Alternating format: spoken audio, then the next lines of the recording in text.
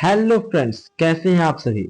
तो जैसा कि आप लोगों को पहले ही बताया गया है कि मैं करंट अफेयर का कोर्स अपने यूट्यूब चैनल शांति क्लासेज पर शुरू करने वाला हूं। और जैसा कि आपने पोल में बताया मुझे कि जनवरी 2025 से शुरू किया जाए, तो देखो ये काफी लंबा हो जाएगा।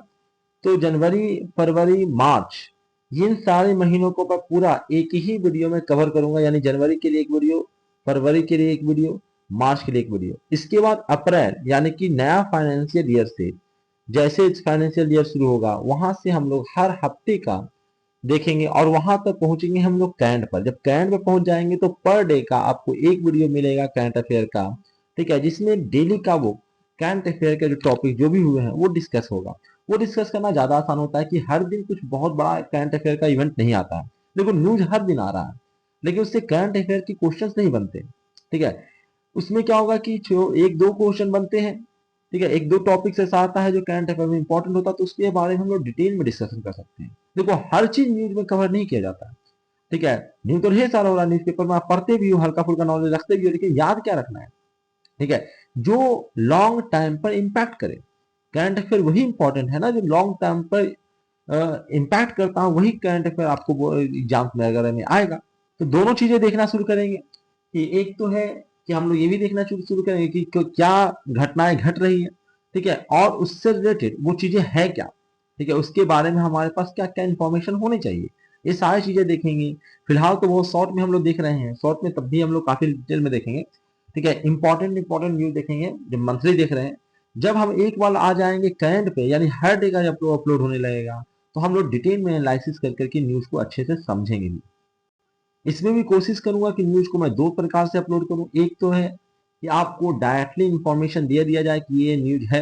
दूसरा, उस पर हम लोग थिंकिंग करें, रिसर्च करें, एनालिसिस करने की कोशिश करें कि क्या क्या हो रहा है, इस पर क्या क्या क्वेश्चन आ सकता है, इससे रिलेटेड क्या चीजें हैं, ठीक है। इंटरव्यू के लिए वो क्या इंपॉर्टेंट है, क्या क्वेश्चन से घुमा घुमा के पूछा जा सकता है, इन सब चीजों के लिए भी हम लोग, ठीक है, एनालिसिस टाइप के कोई वीडियोज बनाएंगे, ठीक है।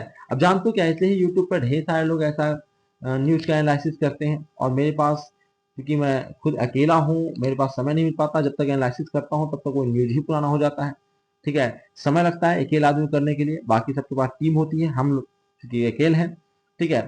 लेकिन फिर भी कोशिश करेंगे कि जो इंपॉर्टेंट चीजें रहे, थोड़ा सा लेट से आएगा पर उसमें डिटेल एक्सप्लेनेशन आएगा उसका, और काफी काम का आएगा, जिससे आपको काफी सारे इंफॉर्मेशन मिलेगा, काफी चीज तुम सोचना खुद से समझ जाओगी कि क्या हुआ है तो क्या होगा, क्या होने वाला है, ये सारी चीजें आप सोचना शुरू कर दोगे। तो चलिए बिना समय गवाए हुए स्टार्ट करते हैं। मैं हूं अभिनंदन कुमार आजाद और आप लोगों का स्वागत करता हूं अपने YouTube चैनल शांति क्लासेस पर।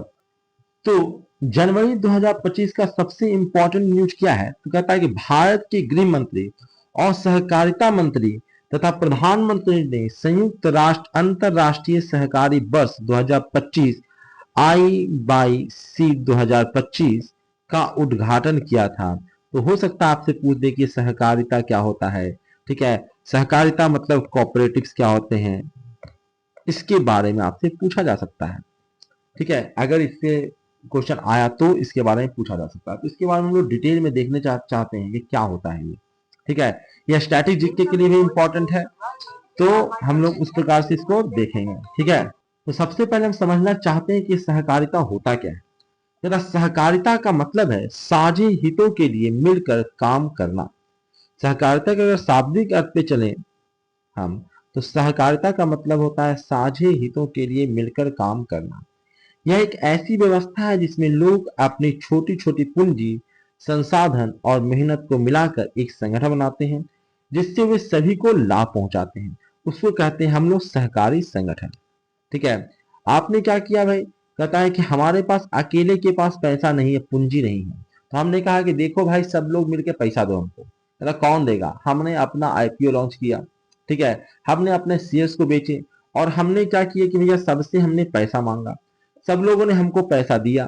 पैसा देने भाई अकेला आदमी के पास तो बड़ा जितना पैसा रहेगा नहीं, तो सबने पैसा दिया, तो उन सभी पैसों को मैंने लिया, और उस पैसों से मैंने कोई बिजनेस किया, कोई काम किया, ठीक है, बिजनेस किया, कुछ भी किया, पुल वगैरह कुछ भी बनाया प्राइवेट लेवल पे, ठीक है। और ये जो बिजनेस किया तो हमको प्रॉफिट होगा, तो मैंने प्रॉफिट चूंकि इनके पैसे से लिया है, तो मैं उनको बस उसी शेयर में उनको प्रॉफिट लौटाऊंगा कि भैया हमको इतना प्रॉफिट हुआ है, तो इतना इतना पैसा आप लोगों का बना, ये ले जाइए। ठीक है, तो यही होता है सहकारिता, जिसको हम कहते हैं कोऑपरेटिव्स। ठीक है, ठीक है, कोऑपरेटिव वर्ड्स जिसको बोलते हो, तुमको मूवी वगैरह बनता है, कोऑपरेटिव्स यही है वो कोऑपरेटिव। ठीक है, तो हुआ क्या था, ये तो डेफिनेशन है। कहता अंतरराष्ट्रीय सहकारिता वर्ष 2025 मनाया गया। तो 2025 जो शुरुआत हुआ है वो इंपॉर्टेंट से हुआ है। 2025 को अंतरराष्ट्रीय सहकारिता वर्ष के रूप में मनाया गया है, IYC 2025। कहता इसमें क्या क्या घोषणाएं हुआ, क्या क्या बातें और क्या क्या इंपॉर्टेंट चीजें है, उन चीजों को भी देख लेते हैं, क्योंकि काफी इंपॉर्टेंट हो गया। कोऑपरेटिव अब जो आज के समय में है, कोऑपरेटिव वर्ड काफी इंपॉर्टेंट होता है। तो इसमें क्या क्या घोषणाएं हुआ है, क्या क्या हुआ है, ये सारी चीजें हमको जानना चाहिए। तो देखिए क्या क्या हुआ, एक एक पॉइंट पर हम देखते हैं। अंतरराष्ट्रीय सहकारिता वर्ष 2025 के बारे में कहता है घोषणाएं। कहता जून 2024 में संयुक्त राष्ट्र महासभा द्वारा की गई थी कि भैया अंतरराष्ट्रीय जो है 2025 को अंतरराष्ट्रीय सहकारिता वर्ष के रूप में मनाया जाए। कहता इसका थीम क्या रखा गया, तो थीम रखा गया cooperatives build a better world. ठीक है, कोऑपरेटिव जो है वो एक अच्छी दुनिया का निर्माण कर रहे हैं, cooperative build a better world, इस थीम के साथ इसे शुरू किया गया। सहकारी समितियां एक बेहतर दुनिया बनाती है।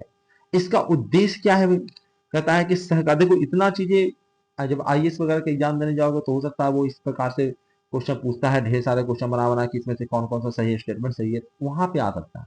लेकिन छोटे एग्जाम दे रहे हो तो इतना ज्यादा डीपली घुसने की जरूरत नहीं है। लेकिन यहाँ पे चूंकि हम जब पढ़ा रहे हैं तो हम टारगेट करके चलेंगे सबसे बड़े एग्जाम को। ठीक है, आपको समझना पड़ेगा कि इसमें क्या आपको याद करना है और क्या नहीं याद करना है। तो हम लोग सिविल सर्विसेज एग्जाम को टारगेट करके चलेंगे। ठीक है, करंट अफेयर जो भी आएगा इस चीज में क्या होगा, ये पूरा इतना डिटेल में नहीं पूछा जाएगा, लेकिन पूछा तो जाएगा ना कि अंतरराष्ट्रीय सहकारिता बस किसको घोषित किया गया था, कौन से वर्ष को घोषित किया गया था। ये सब आपको SSC वगैरह एग्जाम में आ सकता है। ठीक है, ठीक है, SSC हो गया, RRB हो गया, ये जो भी एग्जाम लेते हैं, SSC जितने सारे एग्जाम लेते हैं उसमें जो भी जहां भी करंट अफेयर आता है उसमें वहां पे आ सकता है। ठीक है, चाहे BPSC हो गया या जो भी स्टेट लेवल पे एग्जाम होते हैं उस सभी जगहों पे एग्जाम में आ सकता है। ठीक है, तो उद्देश्य देख लेते हैं, जान लेते हैं उद्देश्य क्या होता है। कहता सहकारिता के माध्यम से सतत विकास को प्रोत्साहित करना, ये उद्देश्य रखा गया है इसका। युवाओं को आंदोलन से जोड़ना, आंदोलन मतलब इस कार्य से जोड़ना है। ठीक है, कि वो लोग कोऑपरेटिव वर्ल्ड में आए। सब जो है वो नौकरी नौकरी जो ढूंढने जा रहा है, सरकारी नौकरी चाहिए, सरकारी नौकरी चाहिए। ठीक है, तुम लोग इसी की तैयारी में कर रहे हो तो सरकार प्रोत्साहित कर रहा है युवाओं को इससे जोड़ा जाए। ठीक है, कोऑपरेटिव की तरफ जोड़ा जाए।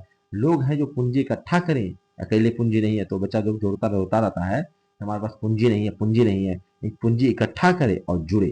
ठीक है, नया बिजनेस शुरू करे। ठीक है, लोगों को पैसा शेयरिंग करे, शेयर भाई धीरे धीरे अपने प्रोजेक्ट को बढ़ाए और फिर शेयर मार्केट तक वो जाए।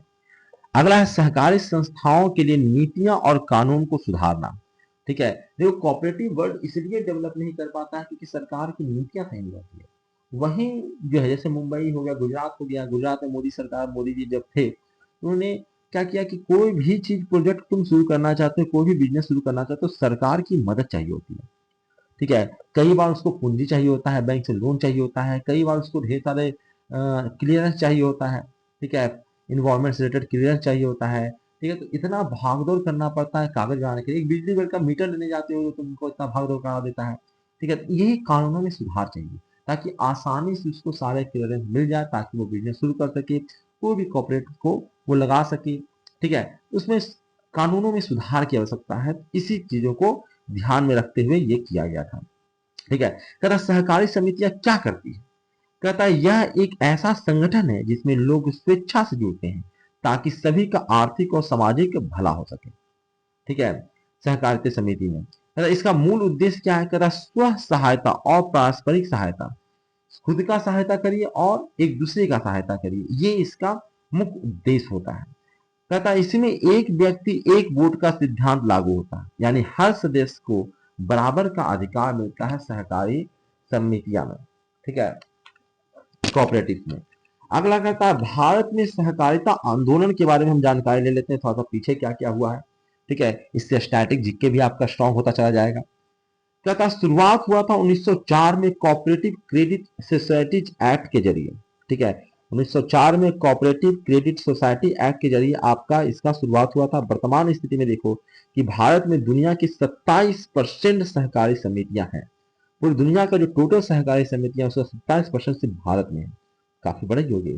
जैसे लगभग 20% भारतीय इससे सीधे जुड़े हुए हैं। तो टोटल भारतीय पॉपुलेशन, इतना बड़ा पॉपुलेशन है, उसमें 20% भारतीय जो है उस सीधे सीधे अंतर्राष्ट्रीय ये सॉरी सहकारिता समितियों से जुड़े हुए हैं। ठीक है, तो काफी इफेक्ट करता है ये सहकारी समितियां। जैसे मुख्य जो क्षेत्र है, जैसे डेयरी क्षेत्र हो गया, ठीक है, जैसे मदर डेयरी है, सहकारी समिति। आवासीय क्षेत्र हो गया, प्राथमिक कृषि ऋण समितियां हो गया, यह सब क्या है, कहता मुख्य सहकारी समितियां हैं। ठीक है, सर्वाधिक सक्रिय राज्य अगर इसमें अगर हम बात करें तो कहता महाराष्ट्र, गुजरात, कर्नाटक, ये सब जो है वो सबसे ज्यादा सक्रिय राज्य हैं। ठीक है, सहकारी समितियों में। ठीक है, आगे बढ़ते हैं। अगला है संवैधानिक स्थिति। संविधान में इसकी कहां कहां चर्चा है सहकारी समिति की, तो कहता है संविधान के 97 संशोधन जो कि 2011 में हुआ था, उसमें चर्चा किया गया है कि अनुच्छेद 19(1)(c) में सहकारिता को मौलिक अधिकार बनाया गया है। ठीक है, अनुच्छेद 43(b) में इसे राजनीति के निर्देशक सिद्धांतों में भी शामिल किया गया है। और संविधान में, ठीक है, 9(b) भाग जोड़ा गया है, जिसमें अनुच्छेद 243(ZH) और 243(ZT) तक सहकारी समितियों की शासन व्यवस्था शामिल है। ठीक है, ये पूरी चीजें संविधान में भी इसके बारे में चर्चा है। ठीक है, और थोड़ा बहुत नहीं, अच्छा खासा चर्चा है, तो ये काफी इंपॉर्टेंट है। चलिए आगे बढ़ते हैं। अगला है सर, और क्या क्या है सर सहकारी सहकारी में भूमिका सर। तथा सहकारी बैंकों की भूमिका अगर देखना चाहते हैं हम लोग तो देखें, तथा ये समान बैंकों की तरह होते हैं लेकिन सहकारी सिद्धांतों पर चलते हैं। ठीक है, ये ग्रामीण और शहरी क्षेत्रों में आम लोगों का रास्ता को सस्ता कर्जा देने में मदद करता है। तथा सहकारिता का महत्व क्या है भाई, कोऑपरेटिव का। तथा सामाजिक समरसता लाता है ये। ठीक है, नेतृत्व का विकास करता है, आर्थिक आत्मनिर्भरता करता है, रोजगार उत्पन्न करता है और समानता लाता है।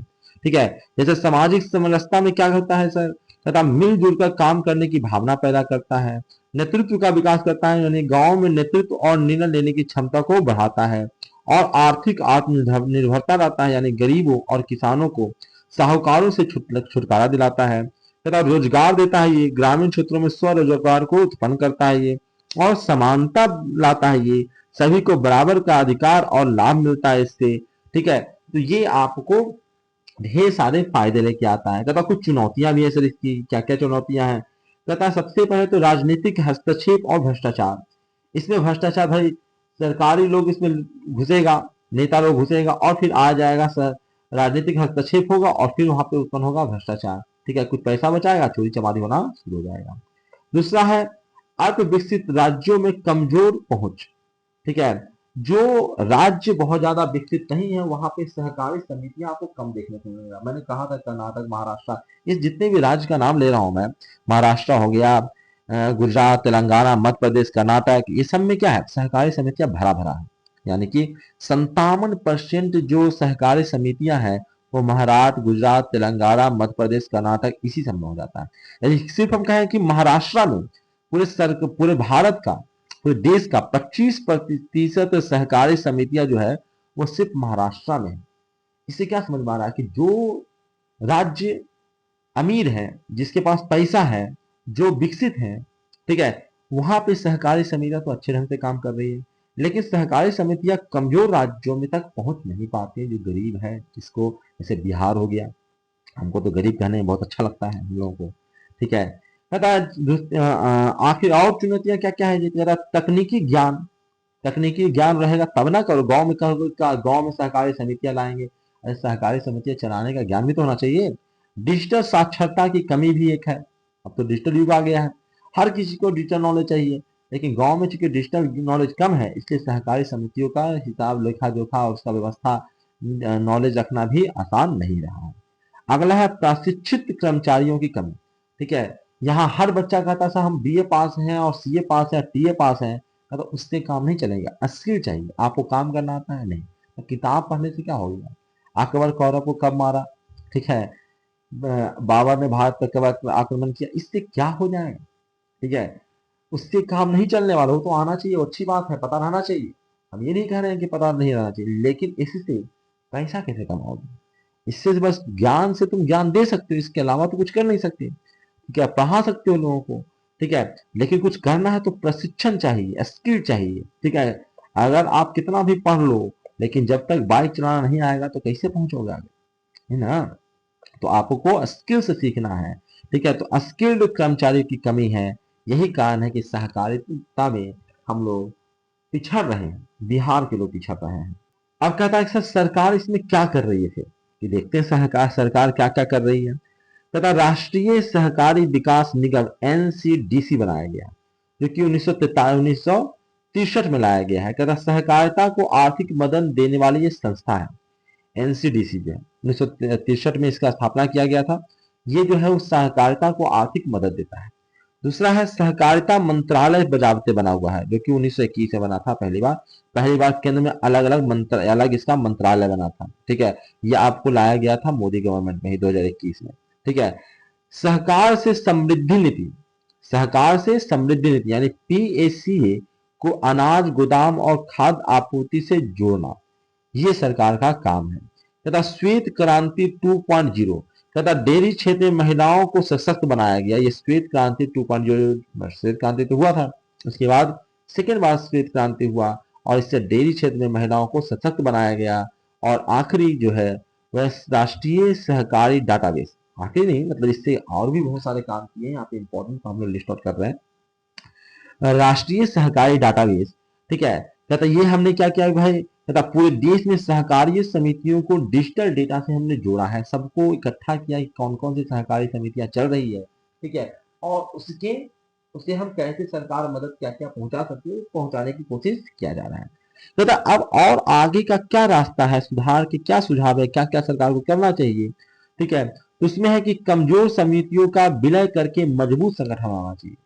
बहुत सारे ऐसे चीजें चल रहा है जो छोटे छोटे, जैसे बैंक है, देखो देखे ही होंगे कि मोदी सरकार ने जो है बहुत सारे बैंकों का विलय कर दिया, ठीक है। मजबूत लाइए, छोटी छोटी सहकारी समितियां चल नहीं पाएगी ढंग से, ठीक है। तो ऐसे कमजोर समितियों का विलय करके एक मजबूत संगठन बनाना पड़ेगा आपको। दूसरा है बहुउद्देशीय सरकारी समितियां बनानी पड़ेगी, ठीक है। एक ही काम करने के लिए अलग अलग समितियां बनाओ तो ढेर सारी समितियां बन जाएगी, अब काम कुछ नहीं होगा। यानी एक समिति बनाओ और ढेर सारे काम वो करे, यानी बहुत देशी सरकारी समितियां बनानी पड़ेगी।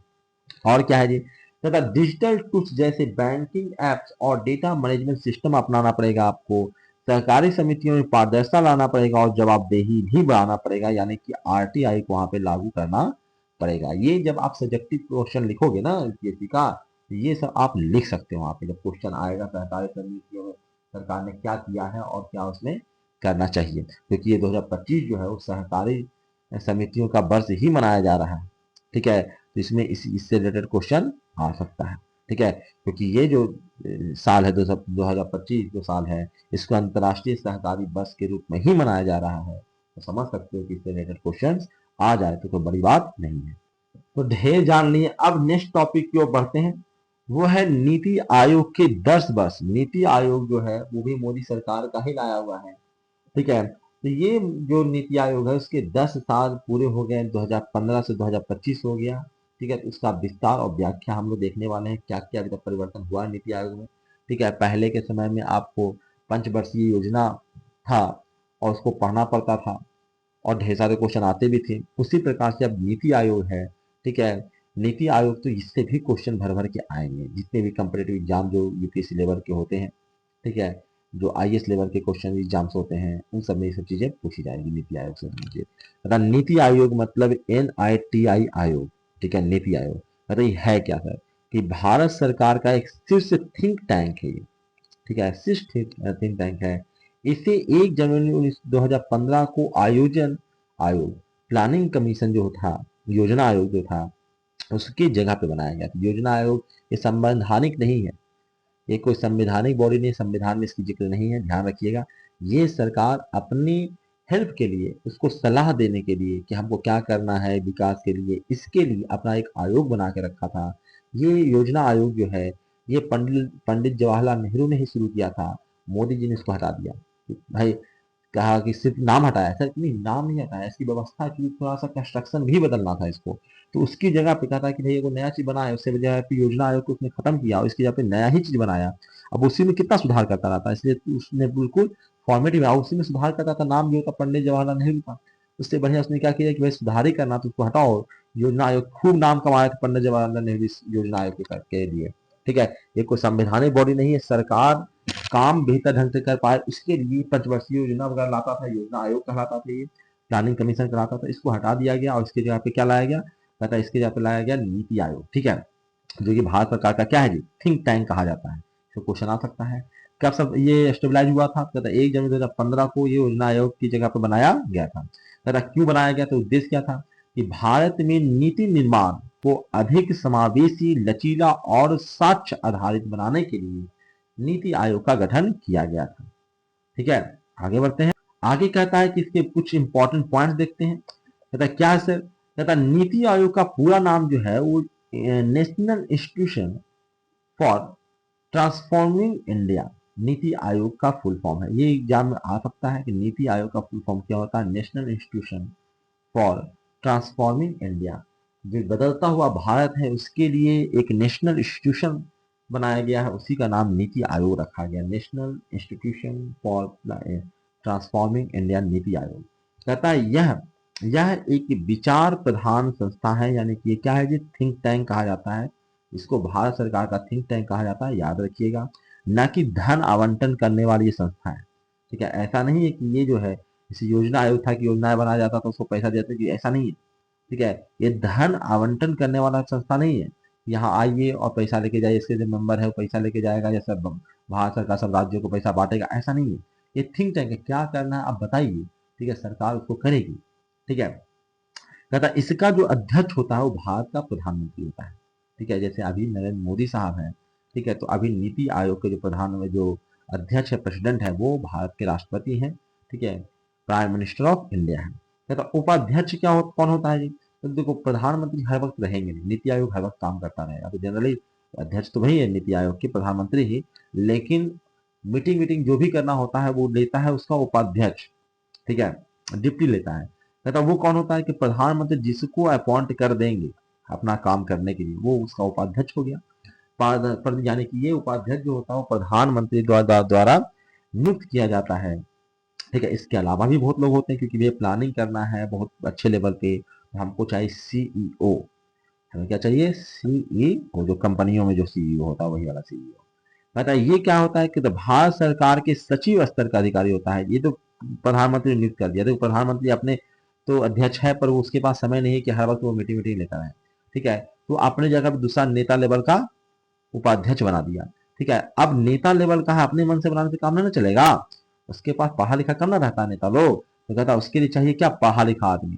ठीक है, यानी कि तुम्हारे पास पैसा है तो मालिक तो बन जाओगे, पर मालिक बन जाने से क्या कंपनी चला लोगे, तो कहता नहीं, कंपनी चलाने के लिए आपको उसका सीईओ अपॉइंट करना पड़ेगा जो उस फील्ड का नॉलेज रखता हो। उसी प्रकार से जो सचिव लेवल का है, सचिव मतलब क्या, ठीक है, यही जो आईएएस बन के जा रहे हो ना, यही सचिव बनोगे तुम, आईएएस, इंडियन एडमिनिस्ट्रेटिव सर्विस वाला जो अफसर रहेगा वही सचिव लेवल का स्तर का अधिकारी, यहाँ पे कोई सीईओ रहेगा। ठीक है, उसके बाद सदस्य, कहता इसमें पूर्णकालीन व अंशकालीन सदस्य होते हैं।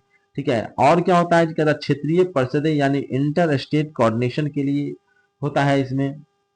तो हमने क्या क्या देखा जी, कहता इसकी संरचना में देखा कि इसका अध्यक्ष कौन होता है, प्रधानमंत्री उपाध्यक्ष कौन होता है जिसको प्रधानमंत्री चुन ले, सीईओ कौन होता है, भाई सचिव स्तर को अधिकारी हो सकता है, इसे पूर्णकालीन व अंशकालीन सदस्य होते हैं, और क्षेत्रीय परिषदें होते हैं इसमें इंटर स्टेट कोऑर्डिनेशन के लिए। ठीक है, अब कहोगे सर ये बनाए तो मोदी जी कोई काम धाम किया है कोई खास, इस कारण से हम याद करें कि योजना आयोग ने कुछ काम किया था इसलिए हम उसको याद रखते हैं, इसने भी कोई काम किया है, तो देखते हैं 10 सालों में इसने क्या क्या करके दिखाया है। कहता एसडीजी इंडिया इंडेक्स और एस्पिरेशनल डिस्ट्रिक्ट प्रोग्राम जैसे डाटा आधारित कार्यक्रम इसने चलाया है। ठीक है, तो काम तो किया है। अटल इनोवेशन मिशन, अटल इनोवेशन मिशन AIM के जरिए स्टार्टअप संस्कृति को इसने प्रोत्साहन देने के में काम किया है। ठीक है, और क्या काम किया है, कहता साक्ष्य आधारित नीति निर्माण के लिए India at 75 strategy for new India, ठीक है, 75 जैसे दस्तावेज लाता है ये। ठीक है, और है आपका COE सेंटर ऑफ एक्सीलेंस और साझेदार संस्थाओं के साथ रिसर्च को बढ़ाता है, बढ़ावा देता है। ठीक है, ये इसकी कुछ महत्वपूर्ण उपलब्धियां रही है। ठीक है, महत्व देखते हैं, कहता है ये जो नीति आयोग है ना, यह राज्यों की भागीदारी के सिद्धांत पर आधारित है। ठीक है। इसमें सभी राज्य के मुख्यमंत्री जो होते हैं इसके सदस्य होते हैं, ठीक है। तो हम इसमें क्या होता है, नीति आयोग का जो मीटिंग होता है वो सारे जो है वो स्टेट के प्राइम मिनिस्टर को बुलाया जाता है, ठीक है। इससे क्या होगा भाई, पता है, इससे कोऑर्डिनेशन बनेगा और किस राज्य को क्या सुविधाएं चाहिए। जैसे कभी कभी होता है राज्य भेज जाता है कि केंद्र इसको मदद कर रहा है, सब मिल बैठ के बैठ लो, चर्चा कर लो, ठीक है। तो इससे नीति निर्धारण करने में आसानी होता है कि देश को प्रगति के लिए क्या नीति निर्धारित किया जाए, क्या अगले साल का प्लानिंग किया जाए, किस राज्य पे ध्यान दिया जाए, कहाँ पैसा दिया जाए। देखो ध्यान रखो, फिर से ये मेंशन किया हुआ कि ये पैसा मांगने वाला संस्था नहीं है कि चले गए वहां पे आप पैसा पे हमको दे दो हमको दे दो, ऐसे नहीं होगा। हर राज्य अपना अपना पैसा नहीं मांग सकता है, लेकिन देता है, वहां पे प्लानिंग होगी उसकी, ठीक है। ये थिंक टैंक है कि यहाँ पे ऐसे डेवलपमेंट यहाँ पे ये किया जा सकता है, सब अपना अपना प्रपोजल रखेगा, ठीक है। अब भारत सरकार सोचेगी, ठीक है, कहाँ पे क्या करना चाहिए। तो नीति आयोग का यही काम है, ठीक है। तो इससे क्या फायदा हुआ, महत्व क्या बना कि क्या राज्यों की भागीदारी, जो पहला योजना आयोग में नहीं था, अब यहाँ पे बढ़ गया कि राज्यों की भागीदारी के सिद्धांत पे काम करता है, यानी कोऑपरेटिव, ठीक है, फेडरलिज्म पे काम करता है। वह नीति आयोग की योजनाओं में टॉप डाउन अप्रोच की जगह बॉटम अप दृष्टिकोण को बढ़ावा दिया गया है। इसमें टॉप डाउन अप्रोच क्या होता है, बॉटम अप अप्रोच क्या होता है, कि टॉप डाउन, ठीक है, टॉप से डाउन की तरफ चलना, ये नहीं, ये कहा है कि बॉटम से अप क्यों चलो, जो नीचे वाला उससे हम चलेंगे अप की ओर, ऊपर की ओर, ठीक है। जो सबसे नीचे है राज्य लटका हुआ उसको सबसे पहले ध्यान देना है और उसको सबसे पहले ऊपर पहुंचाना है, ठीक है। इस सिद्धांत पे ये नीति आयोग काम करता है।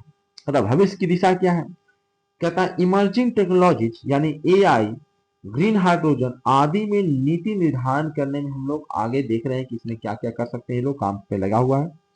मतलब नीति आयोग को और भी कुशल और निष्पक्ष सलाहकार संस्था के रूप में विकसित करना, ये एक महत्वपूर्ण काम है, क्योंकि नीति आयोग नया बना है तो देखना है कि ये भाई कहाँ तक सफल हो पाता है, क्योंकि ये सलाह देने के लिए है। और जानते हो कि राज्य सरकारें और केंद्र सरकारों के बीच अटपट तो होता रहता है, सलाह देने नहीं पहुंचेगी वहां पे तो सरकार क्या कर लेगी तुम्हारा, ठीक है, जब उसको तुम्हारी समस्या पता ही नहीं रहेगी तो केंद्र सरकार को समस्या बताओगे तब ना, ठीक है। तो ये है इसका भविष्य। चलिए अगला देखो, यहाँ पे 25 टॉपिक डिस्कस करना, लंबा वीडियो होगा और जाहिर सी बात है क्योंकि एक महीने का चीजें डिस्कस करना है हम लोगों को, तो लंबा वीडियो तो होना ही है। तो अगला है लोकपाल और लोकायुक्त अधिनियम 2013 शिक्षण योग्य विश्लेषण, ठीक है। तो लोकपाल और लोकायुक्त अधिनियम 2013 क्या है भी, उसके बारे में थोड़ा सा चर्चा कर लेते हैं। और ये न्यूज में क्यों है जी, मतलब न्यूज में है क्योंकि जनवरी 2025 में लोकपाल संस्था ने अपना पहला स्थापना दिवस मनाया था। भारत का लोकपाल एक भ्रष्टाचार विरोधी वैधानिक निकाय है। इसे लोकपाल और लोकायुक्त अधिनियम 2013 के तहत स्थापित किया गया था, जब अन्ना हजारे ने आंदोलन किया था लोकपाल के लिए कि भ्रष्टाचार जहां हो रहा है उसको रोकने के लिए एक पैरल सरकार चलनी चाहिए, वह पैरल व्यवस्था होना चाहिए जो उसकी देखरेख करे कि कहाँ चोरी हो रहा है, कौन चोरी कर रहा है, कौन भ्रष्टाचारी है और उसको सजा दे सके, ठीक है। तो वही है लोकपाल और लोकायुक्त अधिनियम 2013, ठीक है। क्या है जी, सबसे बड़ा परिचय देखते हैं कि भारत में उच्च स्तर पर भ्रष्टाचार निपटने के लिए लोकपाल और लोकायुक्त अधिनियम 2013 पारित किया गया था। यह जन लोकपाल आंदोलन के बाद आया था, जो केजरीवाल जहां से पैदा होके आए हैं, यही है अन्ना हजारे वाला आंदोलन जिससे वो पैदा होके आए हैं, ठीक है। उस वक्त मैं था शायद 12th कर रहा था, ठीक है, 2013 के बाद है। चलिए अगला चलते हैं हम लोग, मुख्य प्रावधान। तो क्या प्रावधान है, ये मैं शायद ग्रेजुएशन में था उस वक्त, ठीक है। मुख्य प्रावधान मतलब क्या है, कहता है सबसे पहले लोकपाल, लोकपाल क्या है तो कहता है केंद्र स्तर पर शिकायतों की जांच करता है लोकपाल।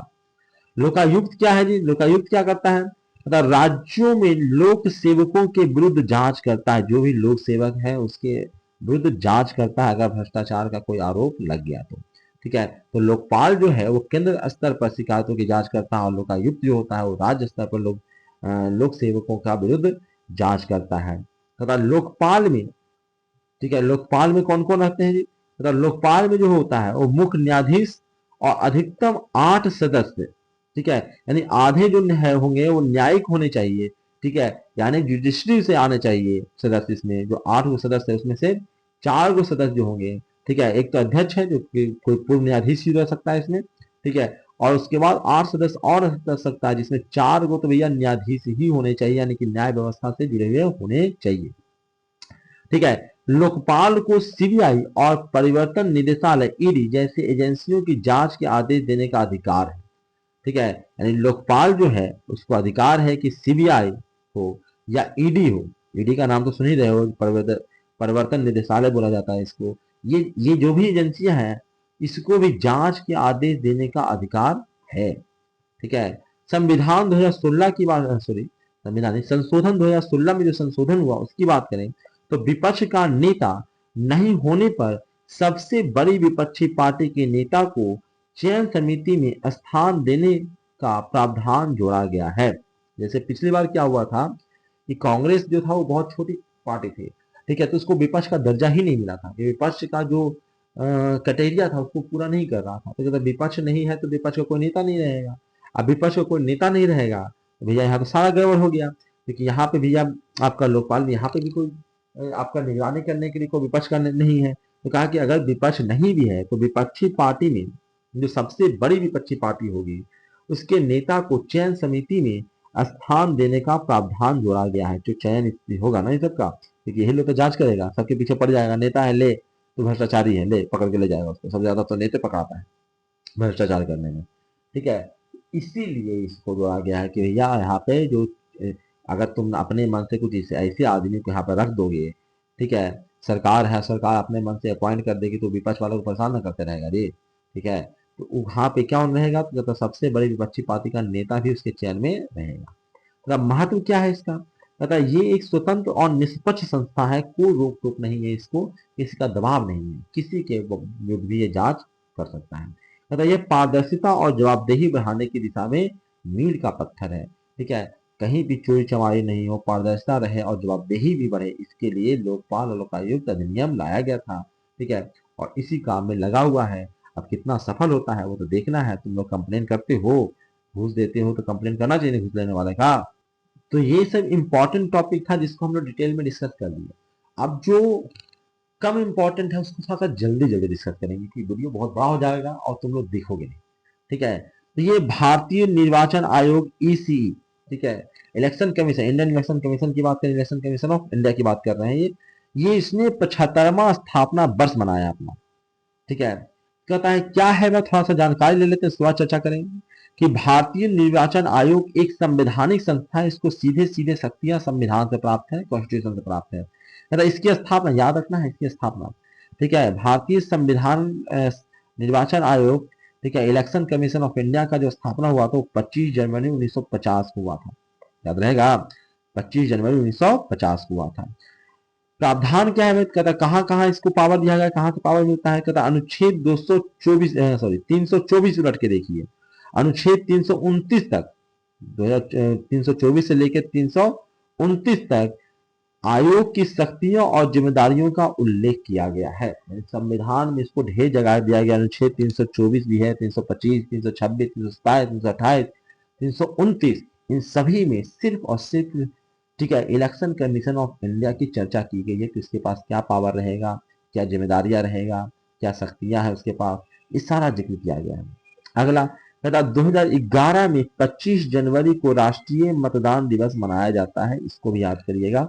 ठीक है, हो सकता है छोटे मोटे जो एग्जाम एसएससी वगैरह देने जाते हैं उसमें ये पूछा जाता है। ठीक है, कि राष्ट्रीय मतदान दिवस कब मनाया जाता है, तो याद रखिएगा 25 जनवरी को। और क्यों मनाया जाता है, क्योंकि 25 जनवरी 1950 को, ठीक है, इलेक्शन कमीशन ऑफ इंडिया का स्थापना हुआ था। ठीक है, भूमिका, निर्वाचन आयोग का क्या भूमिका है, ध्येय भूमिका है, स्वतंत्र और निष्पक्ष चुनाव कराएगा, इलेक्शन कराने का काम है इसको। आचार संहिता लागू करवाता है ये। ठीक है, इलेक्शन से पहले आचार संहिता लगता है ना, कि पोस्टर वोस्टर नहीं लगा सकते, बंदबाजी नहीं कर सकते हो। ठीक है, तो वो काम करना किसका काम है, कहता निर्वाचन आयोग का। चुनावी सुधारों के लिए सिफारिशें देना, चुनाव में एक साथ चुनाव हो जाए, कुछ और भी जो भी चेंजेस करना है उसके लिए सिफारिशें देने का काम इलेक्शन कमीशन ऑफ इंडिया को है। कहता इसकी चैलेंजेस क्या है, ठीक है, क्या तकलीफें हैं इसको जो दूर करने की जरूरत है। कहता पैसा चाहिए इसको, पैसे और बाहुबल का प्रभाव। ठीक है, जिसके पास भाई, एक तो इसको कुछ चुनाव कराता खर्चा ज्यादा है। ठीक है, एक तो कुछ पैसा चाहिए, और इसमें देखा गया है कि जो बाहुबली लोग हैं, ठीक है, बाहुबली लोग हैं या पैसे वाले लोग हैं, वो हो सकता है कि इलेक्शन कमिश्नर को, ठीक है, या वहां पे जो काम करने वाले अधिकारी उसको पैसा दे दे के कुछ भ्रष्टाचार में लिप्त जो है उसको पैसा दे के अपने तरफ मिला सकता है, चुनाव को प्रभावित कर सकता है। ठीक है, तो वो चुनौतियां हैं कि पैसे और बाहुबल का प्रभाव वहां पड़ रहा है। ठीक है, फर्जी खबरों और सोशल मीडिया का दुष्प्रभाव भी पड़ रहा है आज के समय में। ठीक है, जैसे कि आपको कि आपका जो ये वाला है जिसपे वोट देते हो आप लोग, ठीक है, वोटर पैड जो जिसपे आप बटन दबा के वोट देते हो, ये ईवीएम, मतलब ईवीएम जो है इलेक्ट्रॉनिक वोटिंग मशीन, ईवीएम, मतलब ईवीएम मशीन जो है वो शायद हैक हो गया है। ये फेक न्यूज है। इससे क्या, ये चुनौती है इलेक्शन कमीशन के लिए। ठीक है, इलेक्शन कमीशन को देखना पड़ेगा कि पैसा का भी, भाई एक और चीज है कि पैसा से इलेक्शन कमीशन को खरीदे या ना खरीदे, लेकिन चुनाव को प्रभावित करता है। तो इलेक्शन कमीशन के लिए ये चुनौती है कि जो पैसा वाले लोग हैं उसको कैसे हैंडल करना है, क्योंकि चुनाव में एक लिमिट से ज्यादा पैसा आप खर्च नहीं कर सकते हो। तो दूसरा, बाहुबली लोग हैं जो डरा डरा के वोट ले लेता है, उसको कैसे कंट्रोल करें, ये भी काम किसका है, निर्वाचन आयोग को सोचना है। ठीक है, ये निर्वाचन आयोग के लिए चुनौतियां हैं, हमारी चुनौतियां तो अलग है। ठीक है, निर्वाचन आयोग के लिए चुनौतियां हैं कि इससे कैसे वो लड़ेगा। ठीक है, फर्जी खबरों से कैसे लड़ेगा, क्योंकि एक फर्जी खबर पूरा जो है वो चुनाव का नक्शा बदल देता है। ठीक है, झूठ बोल दिया कि भैया जो बीजेपी आएगी ना, बीजेपी जो है वो संविधान को खत्म कर देगी, इमरजेंसी ला देगी। ठीक है, झूठी बात, बीजेपी जीत भी गई, कहाँ इमरजेंसी आया। ठीक है, कहाँ संविधान रद्द हो गया।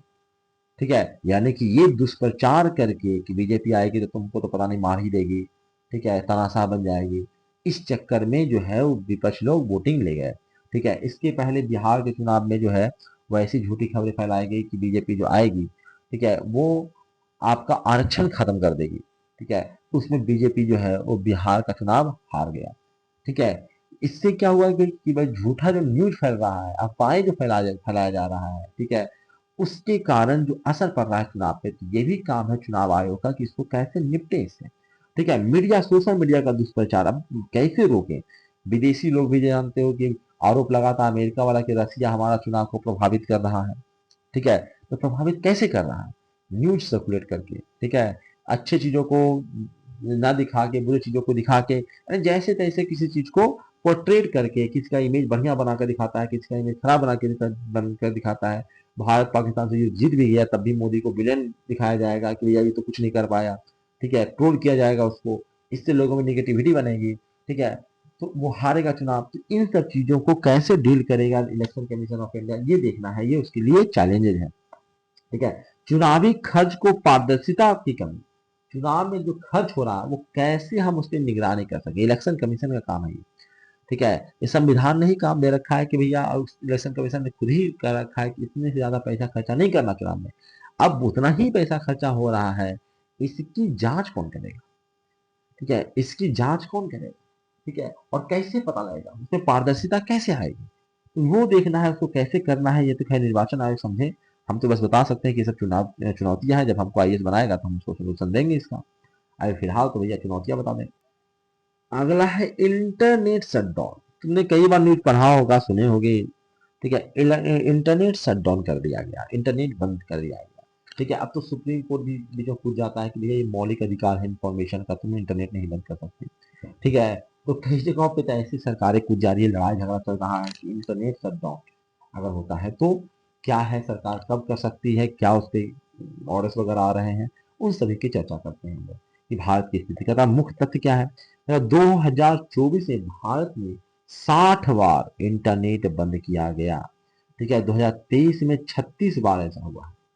ठीक है, कहता सबसे ज्यादा शटडाउन जो हुआ वो मणिपुर और जम्मू कश्मीर में हुआ, इंटरनेट शटडाउन। कहता है कानूनी आधार क्या है इसका, कहता है सीआरपीसी की धारा 144 और टेलीग्राफ एक्ट की धारा 5(2) के तहत इंटरनेट बंदी लागू की जाती है। ठीक है, सरकार के पास अधिकार है, सीआरपीसी की धारा 144 है भारत सरकार के पास, और टेलीग्राफ एक्ट की धारा 5(2) है, 5(2), जिसके तहत ही वो इंटरनेट को बंद कर पाती है। तो ये भी आपको एग्जाम में पूछा जाता है कि भारत सरकार या कोई भी सरकारें जो है वो कैसी किसी जगह का इंटरनेट बंद कर सकती है कि नहीं बंद कर सकती, इसको अधिकार है कि नहीं है। कहता है बिल्कुल बंद कर सकती है। कहता है कौन सा कानूनी प्रावधान है। ठीक है, क्या संविधान में ऐसा लिखा गया? संविधान में कहाँ से लिखाया जाएगा सब इंटरनेट शटडाउन करने के लिए? ठीक है, ये कानूनी व्यवस्था है। ठीक है, कानून को बढ़िया से बनाने के लिए सीआरपीसी का धारा है।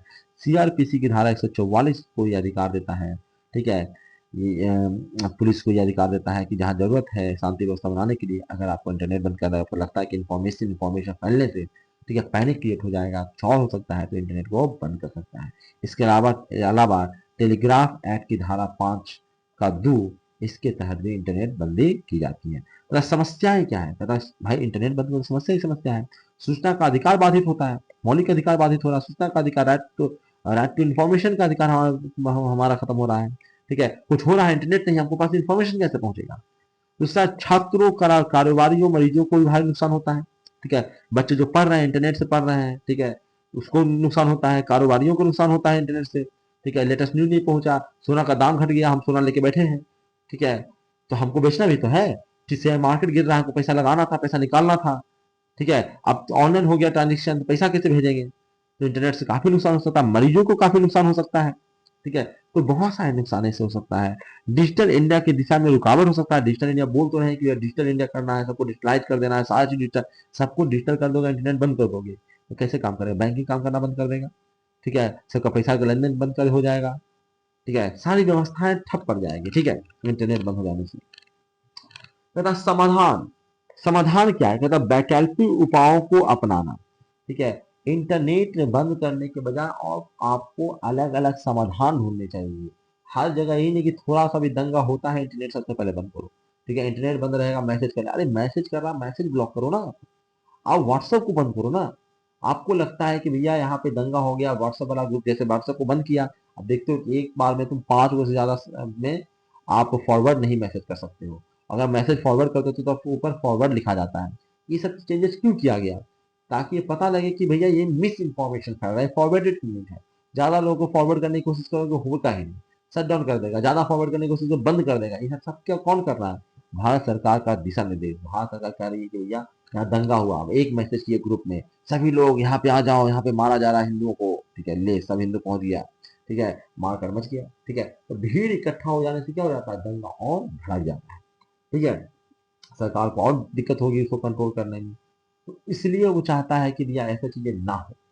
ठीक है, तो वैकल्पिक उपाय जैसे इंटरनेट बंद करने के बजाय हो सकता है कि आप व्हाट्सएप बंद करो, मैसेजिंग बंद करो, कुछ और चीजें बंद करो, जहां से आपको लगता है कि यहाँ पे देखो, फेसबुक में पोस्ट डाल देता है कि देखो यहाँ पे इतने हिंदुओं को ऐसे मारा गया। ठीक है, इससे क्या होता है? लोगों में आक्रोश बढ़ता है, दंगा और ज्यादा व्यापक रूप ले सकता है। ठीक है, या फिर कहीं पे किसी को मारा जा रहा है, उसको बढ़ा चढ़ा कर तुम दिखा दिया।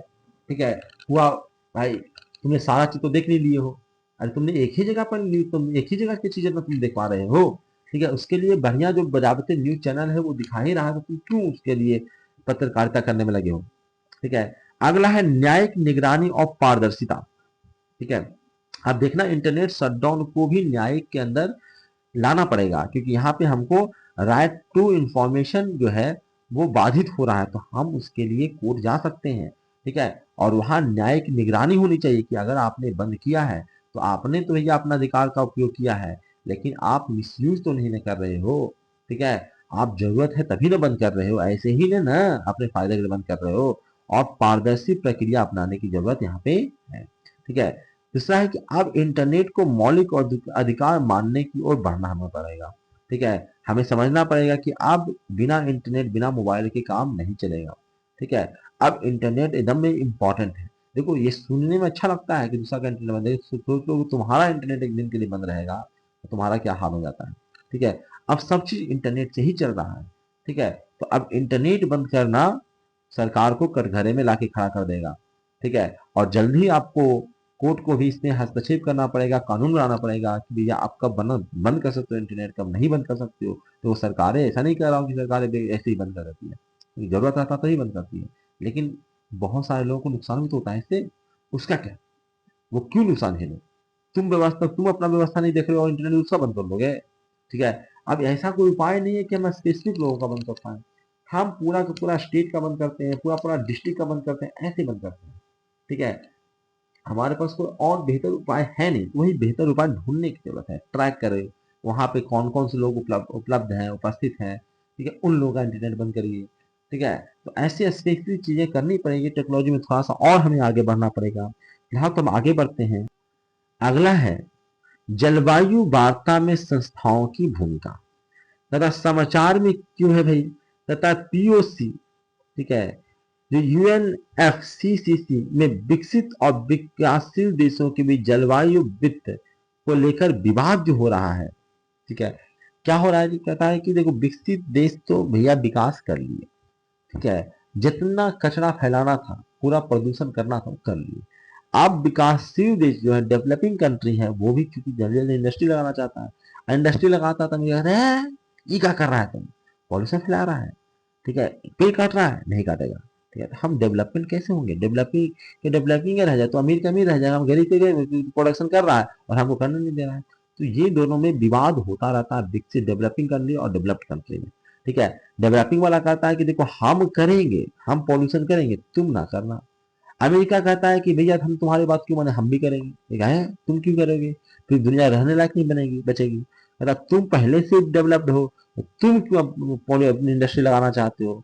तुम इंडस्ट्री लगाने को कड़ाई से करो, यानी कि वहां पे तुम जांच और कागज पत्र जो देते हो ना, उसमें थोड़ा सा और देरी करिए, ठीक है, उसको और बढ़िया से जांचिए, ठीक है। जहां भी पॉल्यूशन हो सकता है, जहां पे भी पेड़ पौधों को, जंगल झाड़ों को नुकसान हो सकता है, वहां पे रोकिए, ठीक है। और हम थोड़ा सा लिबरल हो जाएंगे, हमारा पेट कट रहा है, तुम आग बंद करना है, थोड़ा सा कर जाने दो, ठीक है, क्योंकि हमको विकसित होने के लिए थोड़ा सा समझौता करना पड़ेगा, ठीक है। एकदम में रिजिड नहीं हो सकते हैं, ये एको को पेड़ नहीं करते, हाँ पेड़ कट रहा है, कहीं लगाओ, कहीं कुछ करो, मतलब जुगाड़ लगाना पड़ेगा हमको, हम पीछे नहीं हट सकते। ये इंडस्ट्री ने लगाए हैं, हमको व्यवस्था न करे, हमको न्यूक्लियर पावर प्लांट लगाना है, बिजली चाहिए हमको, सबको बिजली चाहिए ना, और न्यूक्लियर पावर प्लांट लगाता तो ले नहीं लगाना है, नहीं किसे लगाएगा, लगाना तो पड़ेगा ना, बिजली आएगा कहाँ से। तो ये हमें देखना है। तो संस्थाओं की भूमिका अगर हम देखते हैं, कहता है UNF, CCC, IPCC, GCF, adoption fund जैसी संस्थाएं जलवायु से संबंधित निर्णयों और क्रियान्वयन में मदद करती है। मतलब ये संस्थाएं जो है वो पारदर्शिता सुनिश्चित करती है, नवाचार को प्रोत्साहित करती है और जलवायु न्याय को बढ़ावा देती है। ये सब काम ये कर। भारत की भूमिका पर अगर हम चलें, कहता है कि भारत ने LIFE mission, life mission, ISA, international solar alliance और G20 की अध्यक्षता में हरित विकास को बढ़ावा दिया है। तो भारत पूरी कोशिश कर रहा है कि भैया आपका पॉल्यूशन में हम ना रहें, ठीक है, हम पॉल्यूशन को दूर कर। लेकिन जो ये विकसित देश जो है, वो डेवलप्ड कंट्री है, वो सुन नहीं रहा है, और सबसे ज्यादा जो कैरियर है वो तो है अमेरिका, ठीक है। उसको सुनता ही नहीं है कि हमको कौन रोक लेगा, वो दूसरा को सबको उंगली करे जाएगा, पर उसको कोई नहीं रोक सकता, वो जो मन करेगा वो करेगा, ठीक है।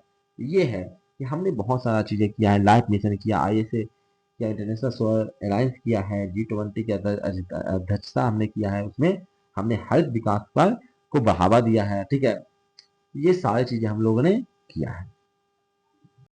अगला क्या है जी, अगला है आपका WPI के आधार वर्ष की समीक्षा। WPI के आधार वर्ष की समीक्षा किया है। बताइए है क्या था, हमको सबसे पहले तो ये बताइए। कहता है सर ये WPI पहले है क्या, ये तो बता दीजिए। WPI मतलब होलसेल प्राइस इंडेक्स।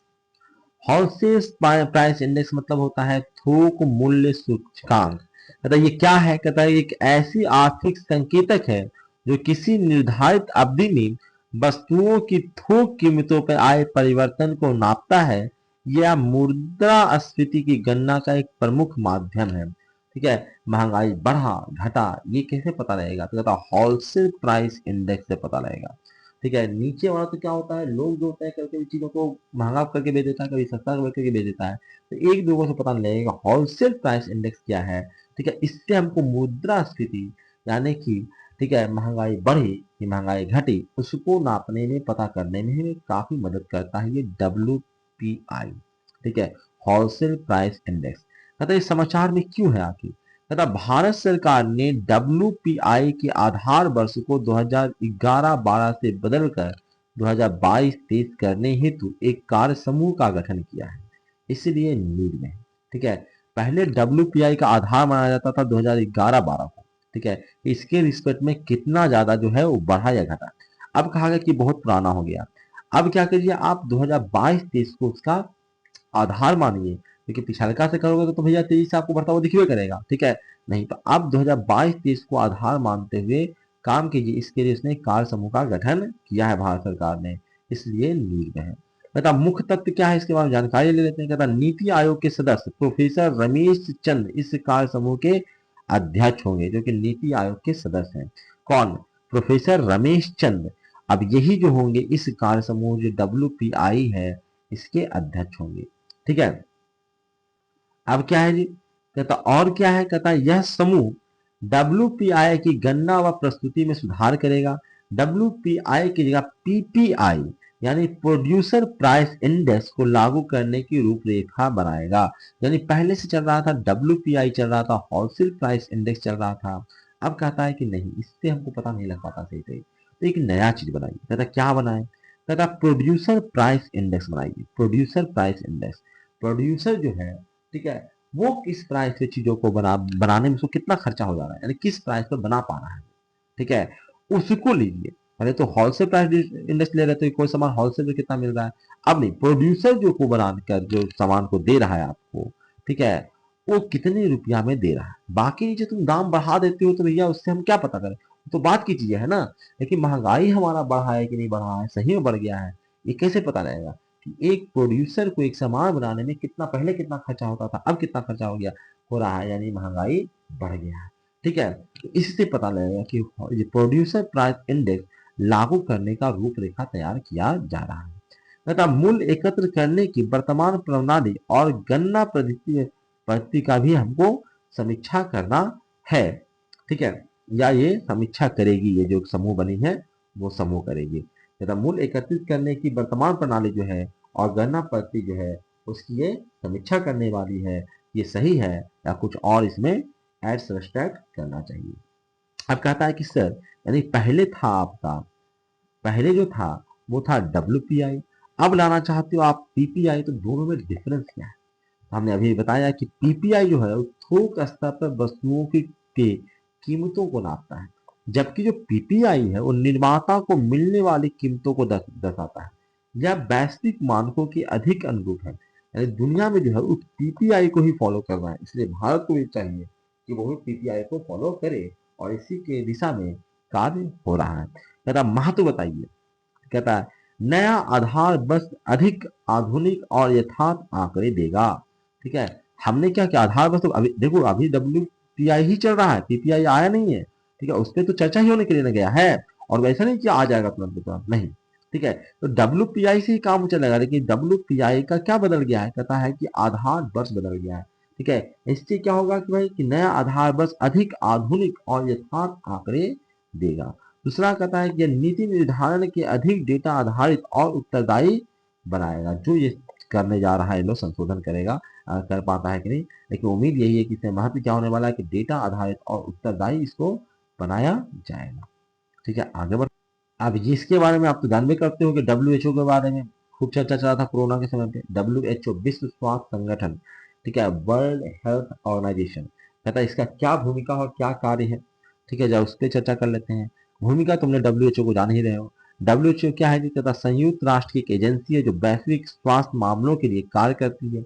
इसका स्थापना जो हुआ था 1948 में हुआ था, ठीक है, और ये जिनेवा में इसका मुख्यालय है, जनेवा स्विट्जरलैंड में हुई थी इसकी स्थापना, ठीक है। मुख्य कार्य क्या है, तो संक्रमण और गैर संक्रामक बीमारियों पर नियंत्रण करना, स्वास्थ्य से जुड़े वैश्विक मानक बनाना, देशों को तकनीकी सहायता और प्रशिक्षण देना, ठीक है, कोई देश पिछड़ा हुआ है, ठीक है, वहाँ पे जो है मेडिकल फैसिलिटी बढ़िया नहीं है, तो वहाँ जाएगा और सिखाएगा सबको ऐसे करना है, इस चीज से ऐसे बचना है, ठीक है, ये सब काम करना WHO का है। तो अगला है स्वास्थ्य आंकड़ों और रिपोर्टों का संकलन करना। स्वास्थ्य आंकड़ों और स्वास्थ्य के आंकड़ा और रिपोर्टों का क्या करेगा, ये संकलन करेगा, इकट्ठा करेगा, उसको एनालिसिस करेगा, ठीक है, यहाँ पे क्या परेशानी हुआ था, वहां पे क्या हुआ था, ठीक है, ये सारी चीजें करेगा ये। तथा और क्या क्या करेगा, वर्तमान भूमिका क्या है, तथा टीकाकरण, महामारी नियंत्रण, पोषण, मानसिक स्वास्थ्य, जलवायु परिवर्तन से जुड़े स्वास्थ्य प्रभावों पर WHO सक्रिय रहता है। जैसे कोरोना में खूब हल्ला मचाया था, ठीक है, आरोप भी इस पर लगता रहा है कि चाइना के पक्ष में देता है, ठीक है, तो जाके ये अमेरिका इससे पैसा देना बंद कर दिया था। ऐसे बहुत सारी चीजें होता रहा, सब न्यूज वगैरह में देखते रहना। तथा WHO द्वारा जारी रिपोर्ट जैसे कि वर्ल्ड हेल्थ स्टैटिस्टिक्स नीति निर्माताओं के लिए आधार बनती है। ठीक है, ठीक है, जो भी आपका नीति निर्माता है, आपके संसद है, ठीक है, उसको जो कानून बना रहा है उसको मदद मिलती है इस रिपोर्ट से, वर्ल्ड हेल्थ स्टैटिस्टिक्स से। ठीक है, कितना लोग बीमार पड़ा था पिछली बार, अगली बार कितना लोग बीमार पड़ेगा, तो उसकी स्वास्थ्य व्यवस्थाएं सरकार को करनी है, दवाओं का कितना जरूरत पड़ने वाला है, उतना स्टॉक है नहीं है, ये सारा चीजों का व्यवस्था सरकार को करना रहता है। ठीक है, अगला है डिजिटल व्यक्तित्व डेटा संरक्षण अधिनियम 2025 ड्राफ्ट डीपीडीपी रूल्स। क्या पृष्ठभूमि है भाई? 2017 में के एस पुट्टस्वामी बनाम भारत संघ मामले में सुप्रीम कोर्ट ने निजता को मौलिक अधिकार घोषित किया है। ठीक है, निजता यानी कि प्राइवेसी जो है वो मौलिक अधिकार है, सरकार उसमें घुस नहीं सकती है। वो जैसे कि फोन टैपिंग वगैरह करता है ना, वो सब है ना, वो निजता का हनन है, यानी मौलिक अधिकार का हनन है। मौलिक अधिकार बताना बहुत बड़ी चीज है। इस संदर्भ में डीपीडीपी अधिनियम 2023 पारित किया गया और अब 2025 में उसके नियमों का ड्राफ्ट जारी किया गया है। यानी मुख्य बातें इसकी क्या है? इन नियमों का उद्देश्य व्यक्तिगत डेटा के संग्रह, प्रसंस्करण और उपयोग को नियंत्रित करना है। अगला क्या है जी? कहता MEITY ministry of electronics and IT ने नियम तैयार किया है इसका। ठीक है, अगला क्या है? कहता यह नियम व्यक्तिगत जानकारियों की सुरक्षा और नागरिकों की प्राइवेसी सुनिश्चित करने के लिए दिशा में अहम कदम है। ठीक है, ये जो आया है ये अच्छी बातें हैं कि सरकार जो है वो निगरानी न करे आपके प्राइवेसी। ठीक है, जो भी बच्चा का देखे मोबाइल छीन के पुलिस वगैरह चेक करने लगता है ना, तो ये अधिकार उसको है नहीं। ठीक है, वो तो ताकत दिखा के तुमको डरा के ऐसा कर लेता है, पर इसका उसको अधिकार नहीं है कि आपके प्राइवेसी में वो इंटरफेयर कर पाए। अगला अगला है वायु गुणवत्ता रिपोर्ट BUR 4 के तहत तथा वायु गुणवत्ता रिपोर्ट जारी किया गया है BUR 4 के तहत, और उसके बारे में हम लोग जानकारियां ले रहे हैं तथा प्रस्तुति तथा भारत में अपनी चौथी द्विवर्षीय रिपोर्ट यानी BUR 4 लाया था। यह है UNFCCC को सौंपी, जिसमें जलवायु परिवर्तन से जुड़ी प्रगति दिखाई गई। ठीक है, कि हमारे यहाँ जलवायु में परिवर्तन जो हुआ है उसके बारे में जानकारियां दी गई। ठीक है, किसको? कहता है UNFCC, ये यूएन का संगठन है। कहता है क्या इसमें आंकड़े विशेषता है जिसके बारे में जानकारी हमें रहना चाहिए। मतलब 2019 की तुलना में 2020 में GHG उत्सर्जन में 7.93% की गिरावट आई है। ये GHG है, ग्रीन हाउस गैस, यानी भारत ने ग्रीन हाउस गैस के उत्सर्जन में 7.93% का गिरावट दर्ज किया है, जो कि बहुत अच्छी बात है। ठीक है, भारत को भी लाभ होगा और दुनिया को भी इसको रिकॉग्नाइज करना चाहिए। ऊर्जा क्षेत्र में सबसे बड़ा योगदानकर्ता जो है वह हम है। ठीक है, ऊर्जा क्षेत्र में सबसे बड़ा योगदान करता है। उत्सर्जन तीव्रता की अगर इमिशन इंटेंसिटी की बात करें 2005 से 2020 के बीच जो है 36% हमने इमिशन को घटाया है। ठीक है, तो ये बहुत बड़ी बात है। इसके अलावा कार्बन सिंक निर्माण, हमने कार्बन बढ़ता जा रहा है कार्बन कंटेंट, उसको हमने सिंक करने के लिए, घटाने के लिए भी काफी कोशिश की है। 2005 से 2021 तक भारत ने 2.29 बिलियन टन CO2 के बराबर कार्बन का अवशोषण किया है। कि इतना CO2 को हम सोख गए हैं, CO2 डायरेक्टली हमने कार्बन को सोखा है। ठीक है, लेकिन 2.29 बिलियन टन CO2 के बराबर उतना जितना उसमें कार्बन था उतना कार्बन को हम लोग सोख गए हैं। वर्तमान में भारत का 25.17% क्षेत्र वनाच्छादित है और लगातार बृहद होता जा रहा है, यानी कि हम लोग पेड़ पौधा भी खूब रोपते जा रहे हैं। ये भी हमने बताया है UNFCCC को। ठीक है, ये हमने बताया है कि 25.17% जो है हमारा भारत का क्षेत्र है वो वनों से ढका हुआ है और इसमें लगातार हम वृद्धि करते जा रहे हैं। यानी कि जलवायु पे हम काफी ध्यान दे रहे हैं। ठीक है, आबादी तो बढ़ा ही रहे हैं और जंगल भी रोप रहे हैं। महत्व क्या है ठीक है इस रिपोर्ट का? मतलब यह रिपोर्ट भारत की जलवायु प्रतिबद्धताओं को पारदर्शिता और जिम्मेदारी दर्शाता है। हमने जो कहा था वो किया। मतलब ये भारत के जलवायु नेतृत्व की दिशा में सशक्त बनाता है कि अब हम जलवायु परिवर्तन जो हमको सब ज्ञान देता है ना, हम देंगे सबको ज्ञान कि ऐसे करो। ठीक है, हम अगर हम कुछ इंडस्ट्री बना रहे हैं तो कोई ये नहीं कह सकता है कि यार तुम क्या कर रहे हो, पॉल्यूशन इससे फैलेगा। हम कहेंगे चुप रहो, पॉल्यूशन फैलेगा, देखो हम सब चीज हम कार्बन कार्बन एमिशन कमा दिया, तुम कह रहा पॉल्यूशन फैलेगा। हम जुगाड़ करेंगे ना, तू क्या टेंशन ले रहा है। तो हम ये कह सकते हैं इस रिपोर्ट के आधार पे। और दूसरों को कह सकता है तू अपना देख, हम तो अपना रोक लेंगे, तू रोक पाएगा, तू बंद कर अपना इंडस्ट्री। ठीक है, इस प्रकार से हम दुनिया को ये बता सकते हैं। अगला क्वेश्चन, अगला है आईएनएस सूरत, आईएनएस नीलगिरी और आईएनएस बाघसीर भारतीय सेना नौसेना की नई ताकत है। ठीक है, नई नई चीजें जुड़ी है, आईएनएस सूरत जुड़ा है, आईएनएस नीलगिरी और आईएनएस बाघसीर। ठीक है, समाचार में क्यों है जी, तथा प्रधानमंत्री ने पहली बार एक साथ 3 प्रकार के नौसैनिक प्लेटफॉर्म विध्वंसक, डिस्ट्रॉयर, फ्रिगेट और पनडुब्बी सबमरीन को राष्ट्र को समर्पित किया है। ठीक है, तीनों मिल के काम करेगा। ठीक है, अतः ये जो है 3 युद्धपोतों का परिचय अगर देखते हैं कि आईएनएस सूरत की बात देखें तो ये जो है वो P-15B प्रोजेक्ट का चौथा और अंतिम गाइडेड मिसाइल विध्वंसक जहाज है। ठीक है, आईएनएस सूरत। ठीक है, ये क्या है जी, कहता विध्वंसक जहाज है, कहता भारतीय नौसेना की स्वदेशी युद्धपोत निर्माण की क्षमता का प्रतीक है।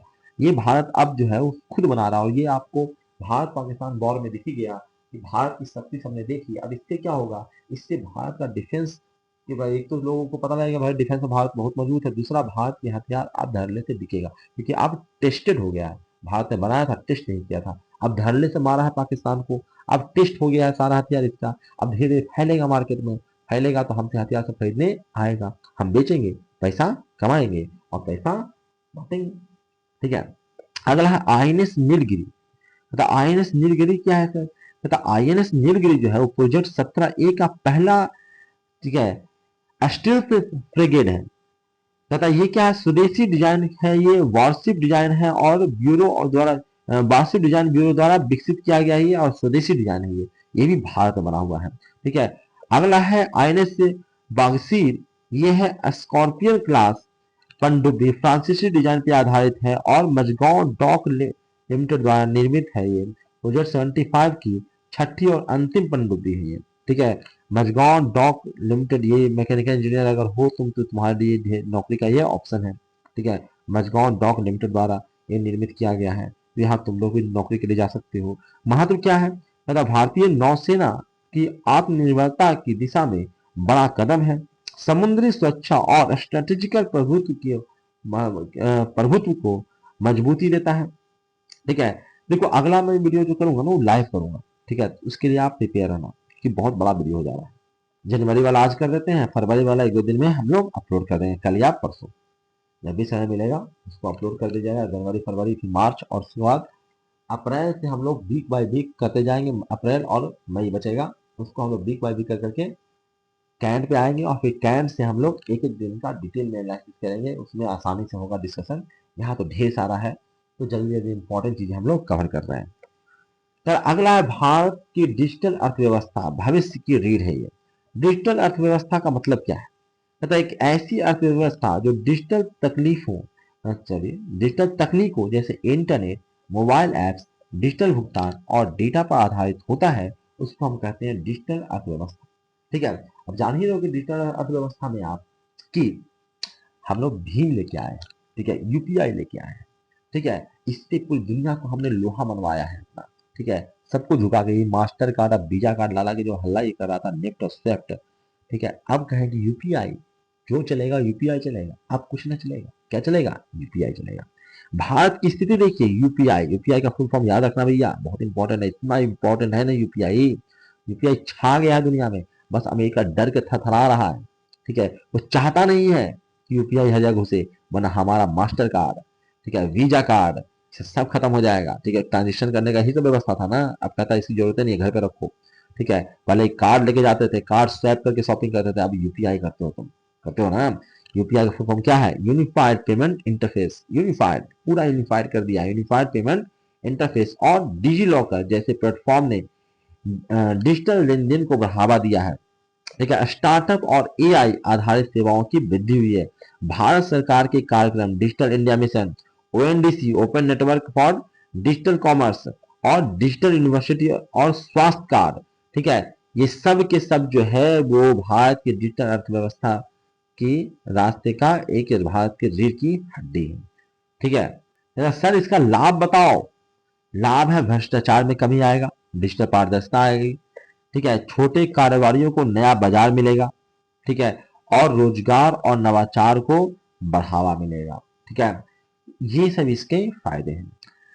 अगला पे चलते हैं। अगला न्यूज कहता है ऑक्सफैम रिपोर्ट 2025 बढ़ती आर्थिक असमानता। मतलब क्या है भाई इसमें?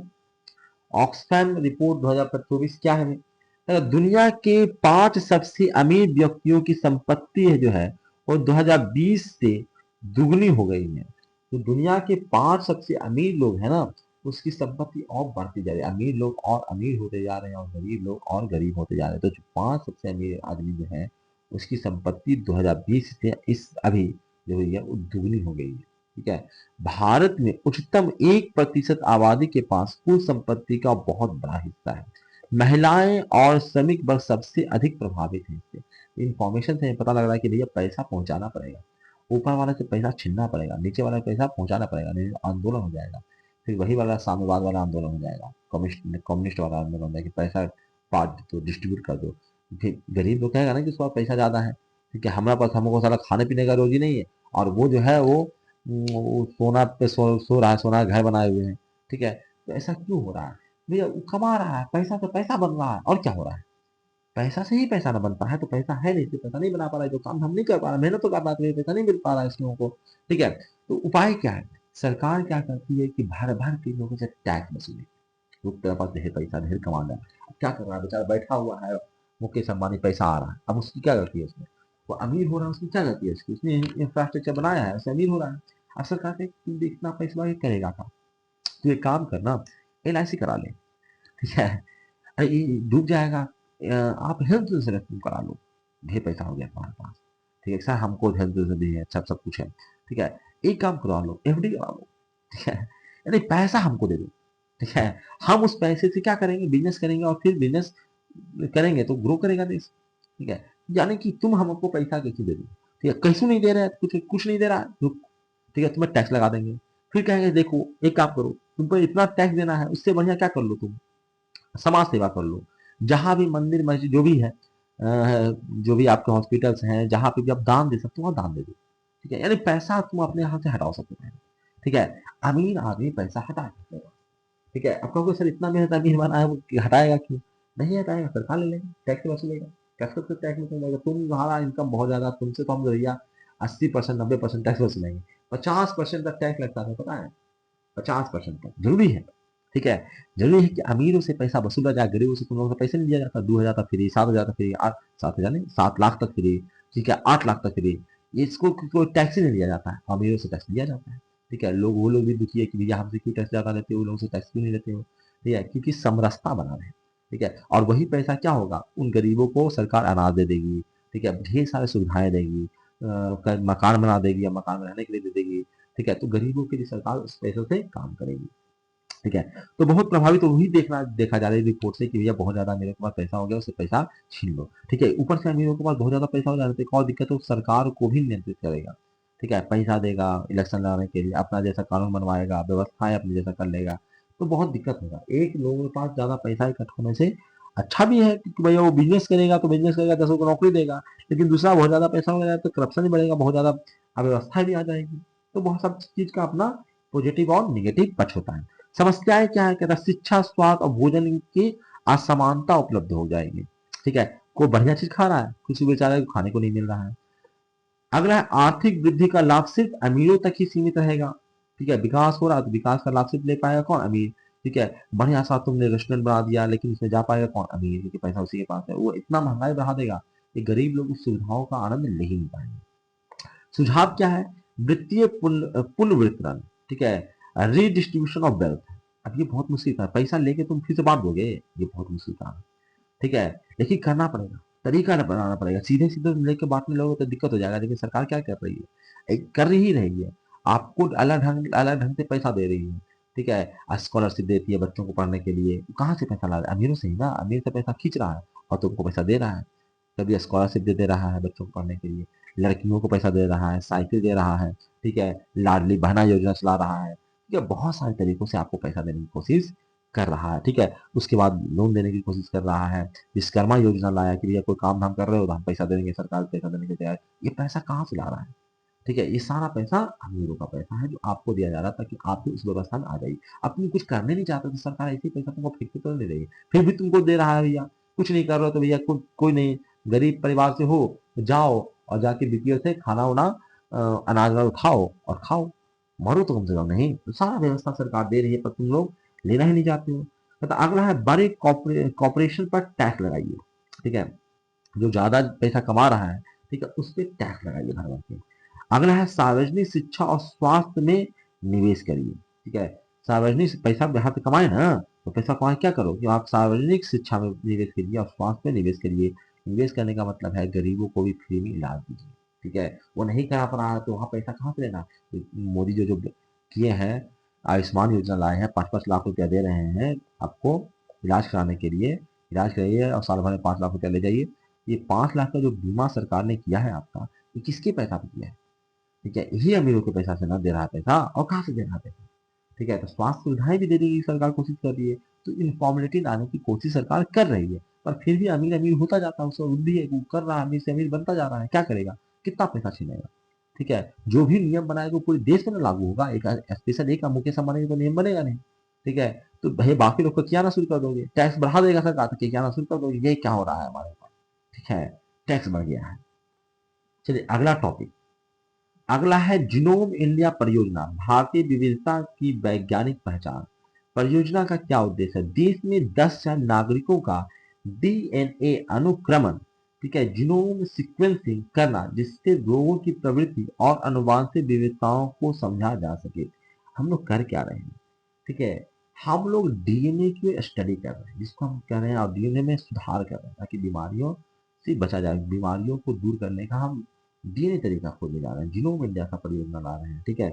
इसमें हमने क्या था, 10,000 नागरिकों का डीएनए अनुक्रमण, यानी कि जीनोम सीक्वेंसिंग हमने करना, जिससे रोगों की प्रवृत्ति और अनुवांशिक विविधताओं को समझा जा सके। ये किया है, इससे लाभ क्या होने वाला है?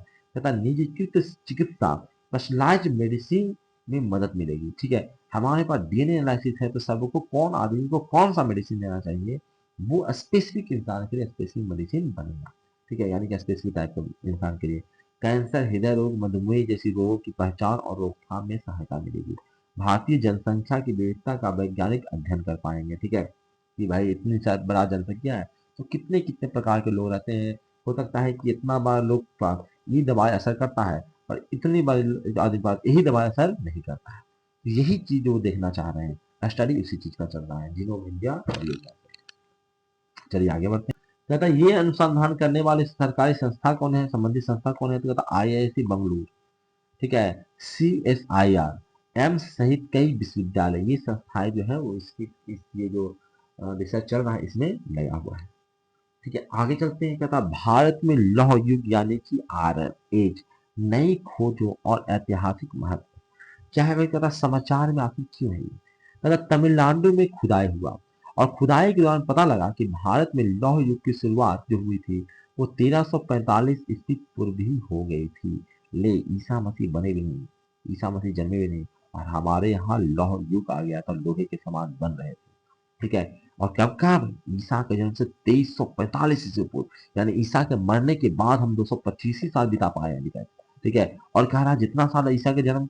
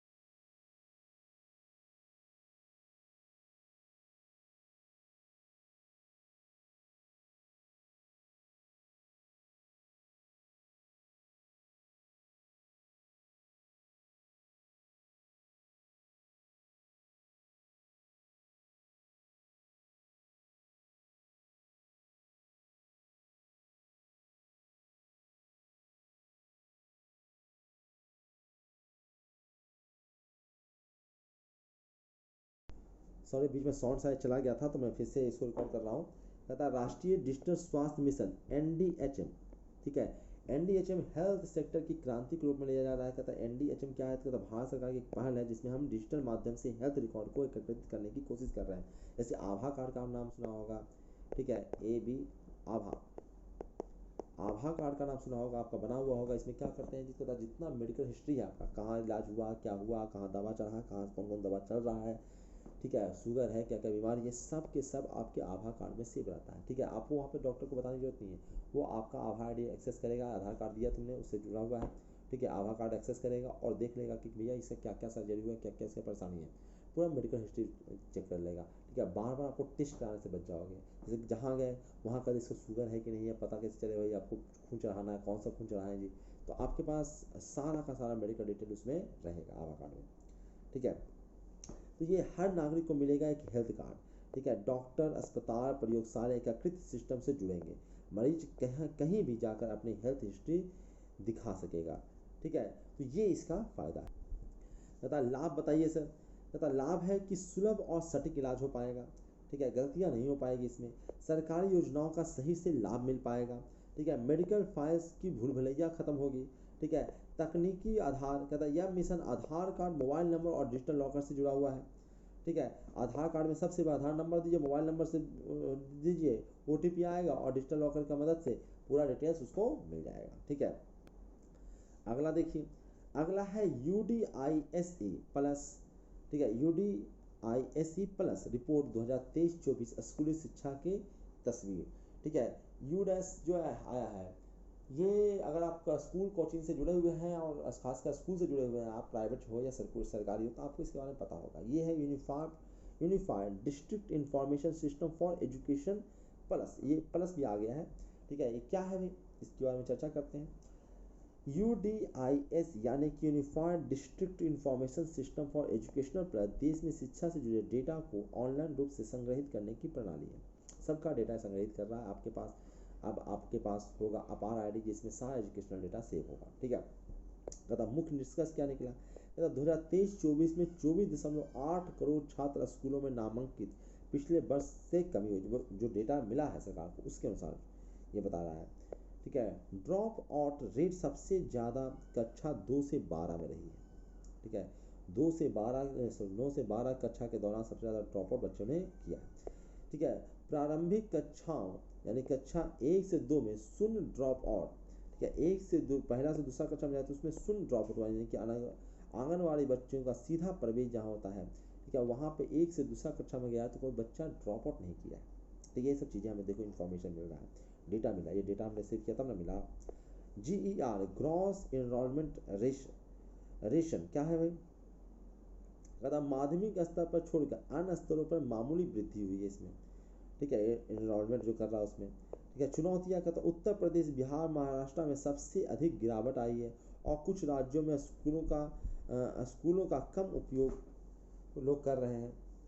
कहता महत्व क्या है, स्कूलों का कम उपयोग करने का मतलब क्या हो रहा है भाई, कोचिंग वगैरह पे ज़्यादा डिपेंडेंसी।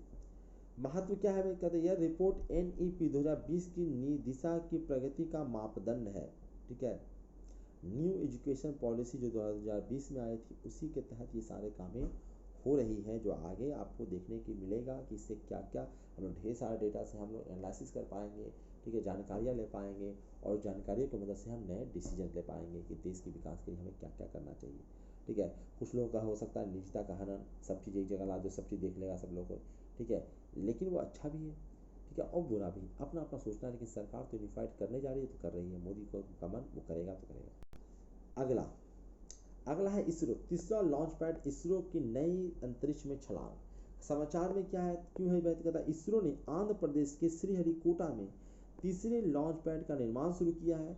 यह भारत के बढ़ते अंतरिक्ष कार्यक्रम को समर्पित है। मुख्य उद्देश्य क्या है कि भारत के रियूजेबल लॉन्च व्हीकल RLV, ठीक है, रियूजेबल लॉन्च व्हीकल RLV और गगनयान मिशन को समर्थन देना इसका उद्देश्य है। इसी के लिए नया लॉन्च पैड लॉन्च किया जा रहा है। अधिक रॉकेट लॉन्च करने की क्षमता को ये बढ़ाएगा। महत्व क्या है, भारत अब अधिक वाणिज्यिक और वैज्ञानिक उपग्रह भेज सकेगा। ठीक है, और निजी कंपनियों को भी लॉन्च की सुविधा मिलेगी। कोई निजी कंपनी भाई पैसा देके चाहता है कि हम लोग सेटेलाइट ऊपर भेज दो, तो उसको भी इसरो मदद करेगा सेटेलाइट भेजने में। ठीक है, तो ये सब काम करेंगे। अगला है AI। मतलब AI क्या है भाई? तो AI तो तुम जान ही रहे हो। कहता कृत्रिम बुद्धिमत्ता आर्टिफिशियल इंटेलिजेंस AI के लिए फ्रेमवर्क भारत की रणनीति क्या है? कहता भारत सरकार ने AI नीति के लिए एक रूपरेखा बनाई है ताकि इसका उत्तरदायी और सुरक्षित उपयोग हो सके।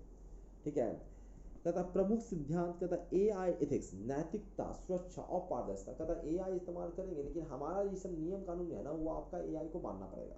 ठीक है, नैतिकता का पालन करना पड़ेगा, सुरक्षा का ध्यान रखना पड़ेगा और पारदर्शिता को दिखाना पड़ेगा। AI को बाल हितैषी और समावेशी बनाने पर जोर दिया जाएगा। ये सब सरकार करने जा रही है। ठीक है, अगला बच्चों, युवाओं और गरीब वर्गों को डिजिटल सशक्तिकरण की ओर ले जाएगा। ठीक है, लाभ क्या है? कहता AI के कारण शिक्षा, स्वास्थ्य, कृषि जैसे क्षेत्रों में सुधार आएगा, स्टार्टअप और नवाचार को बढ़ावा मिलेगा। ठीक है, अगला देखिए, कहता अगला क्या है सर?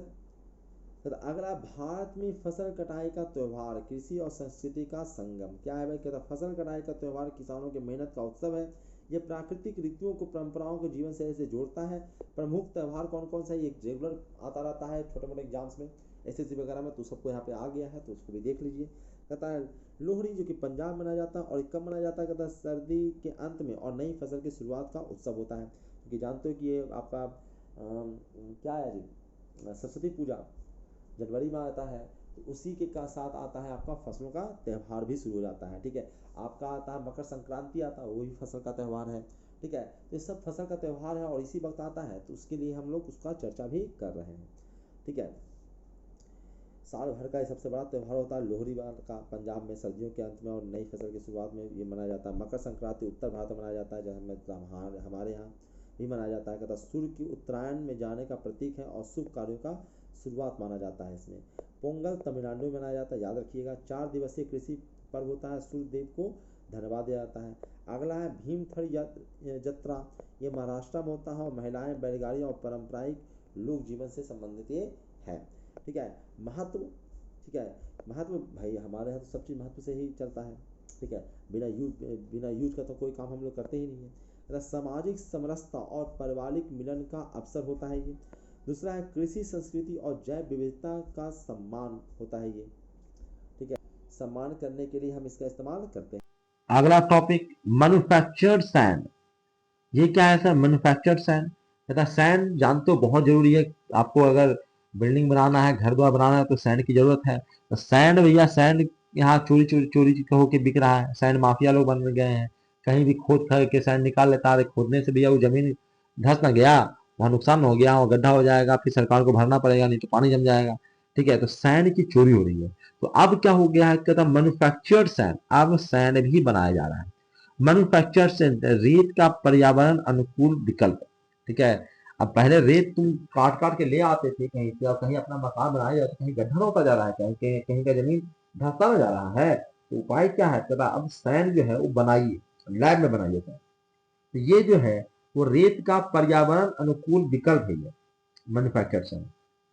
कहता मैन्युफैक्चर्ड सैंड जो है सर, वो प्राकृतिक नदी रेत का विकल्प है, जिसे पत्थरों को तोड़कर मशीन द्वारा तैयार किया जा रहा है। ठीक है, नीचे से जो आप निकाल दे रहे हो, यानी कि जहाँ पे पानी, एक्चुअली जो होता है पानी जो बहता है ना, तो पत्थरों को घीस घीस के उसको रेत बना बना के लाता है। तो जहाँ से पानी है, जहाँ पे समुद्र जो है आपका, जैसे गंगा नदी है, ठीक है, उसके नीचे तुम देखते हो कि हाथ डालते हो तो आपको बालू नजर आता है। या तो बालू आया कहाँ से सर? तो ये जो नदी बह के आई है ना, तो ये पत्थरों को तोड़ के लाई है, मिट्टी को बहा के लाई है, तो वो जो है वही नीचे जो जम रहा है। ठीक है, उसी को आप रेत बोलते हैं। ठीक है, तो वो जो करोगे उससे बढ़िया क्या आप कर लीजिए कि आप पत्थरों को तोड़ तोड़ के रेत बनाइए। क्यों आप एक गड्ढा में आओ, नदी के अंदर से निकाल रहे हो, तो गड्ढा नदी में ऐसे ही है, और तुम गड्ढा कर रहे हो, तो भैया गहराई बढ़ता ना जा रहा है नदी का, इससे दिक्कतें हो जाएगी। उससे बढ़िया है कि पहाड़ों को तोड़ो। ठीक है, जो फालतू की ऊंचाइयां है उसको तोड़ो, पहाड़ों को तोड़ो। ठीक है, उसमें जितनी भी पत्थरें हैं उसको तोड़िए, और तोड़ के उसको रेत में बदल दीजिए। मतलब महत्व क्या होगा था इससे? मतलब रेत से नदी के रेत खनन पर, ठीक है, रेत खनन पर पर्यावरणीय प्रतिबंध बढ़ने के बाद उसकी मांग तेजी से बढ़ी है। कि अब नदी से खुद खुद के आप रेत नहीं निकाल सकते, उसमें प्रतिबंध लग रहा है। मतलब निर्माण क्षेत्र को, ठीक है, सस्टेनेबल बनाने में सहायता मिलेगी इससे। मतलब लाभ क्या होगा, तो सबसे पहले तो गुणवत्ता नियंत्रित होगी, जैसा चाहते हो वैसा तुमको रेत मिलेगा, जितना पतला मोटा लंबा चौड़ा जैसे चाहते हो वैसा बन सकता है, कि बना रहे हैं। ठीक है, किफायती और स्थायी विकल्प होगा, जंगलों और नदी तटों और जलीय जीवों की रक्षा होगी, जो तुम कार करके निकाल ले रहे हो।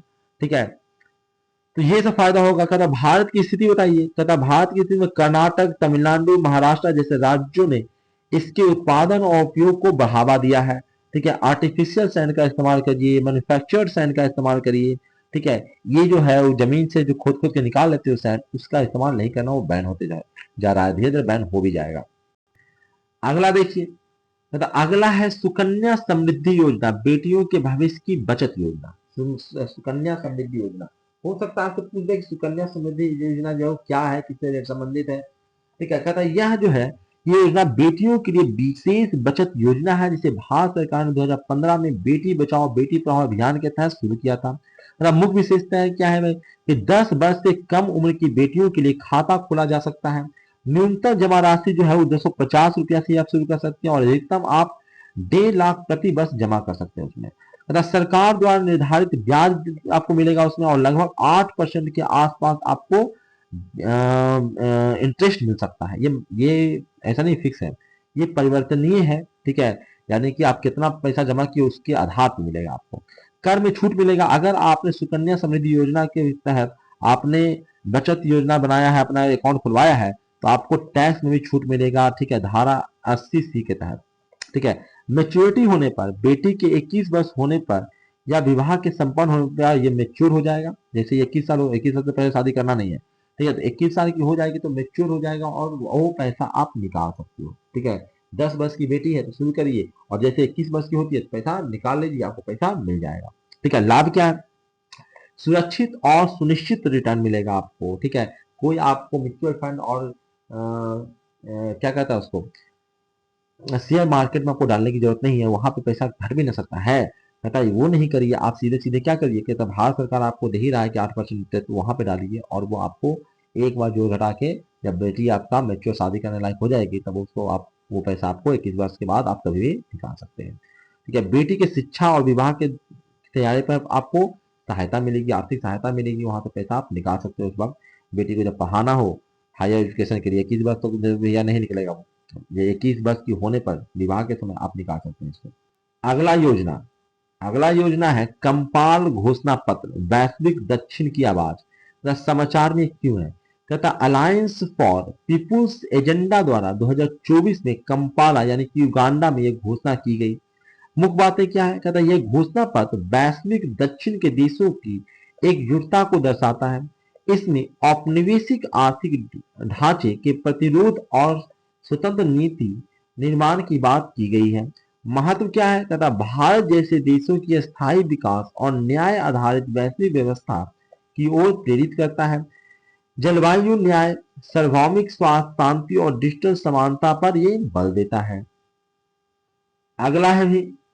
अगला है global plastic action partnership, global plastic action partnership GPAP, मतलब प्लास्टिक प्रदूषण के विरुद्ध वैश्विक पहल। क्या है जी, इसकी शुरुआत हुई 2018 में विश्व आर्थिक मंच WEF द्वारा इसकी शुरुआत की गई थी। उद्देश्य था प्लास्टिक कचरे को कम करना, ठीक है, सर्कुलर इकोनॉमी को बढ़ावा देना। ठीक है, तथा मुख्य तथ्य क्या है, 25 से अधिक सदस्य, भारत का महाराष्ट्र राज्य भी इसमें शामिल है। ठीक है, कहता है कि friends of ocean action of platform for accelerating the circular economy से संबंधित है।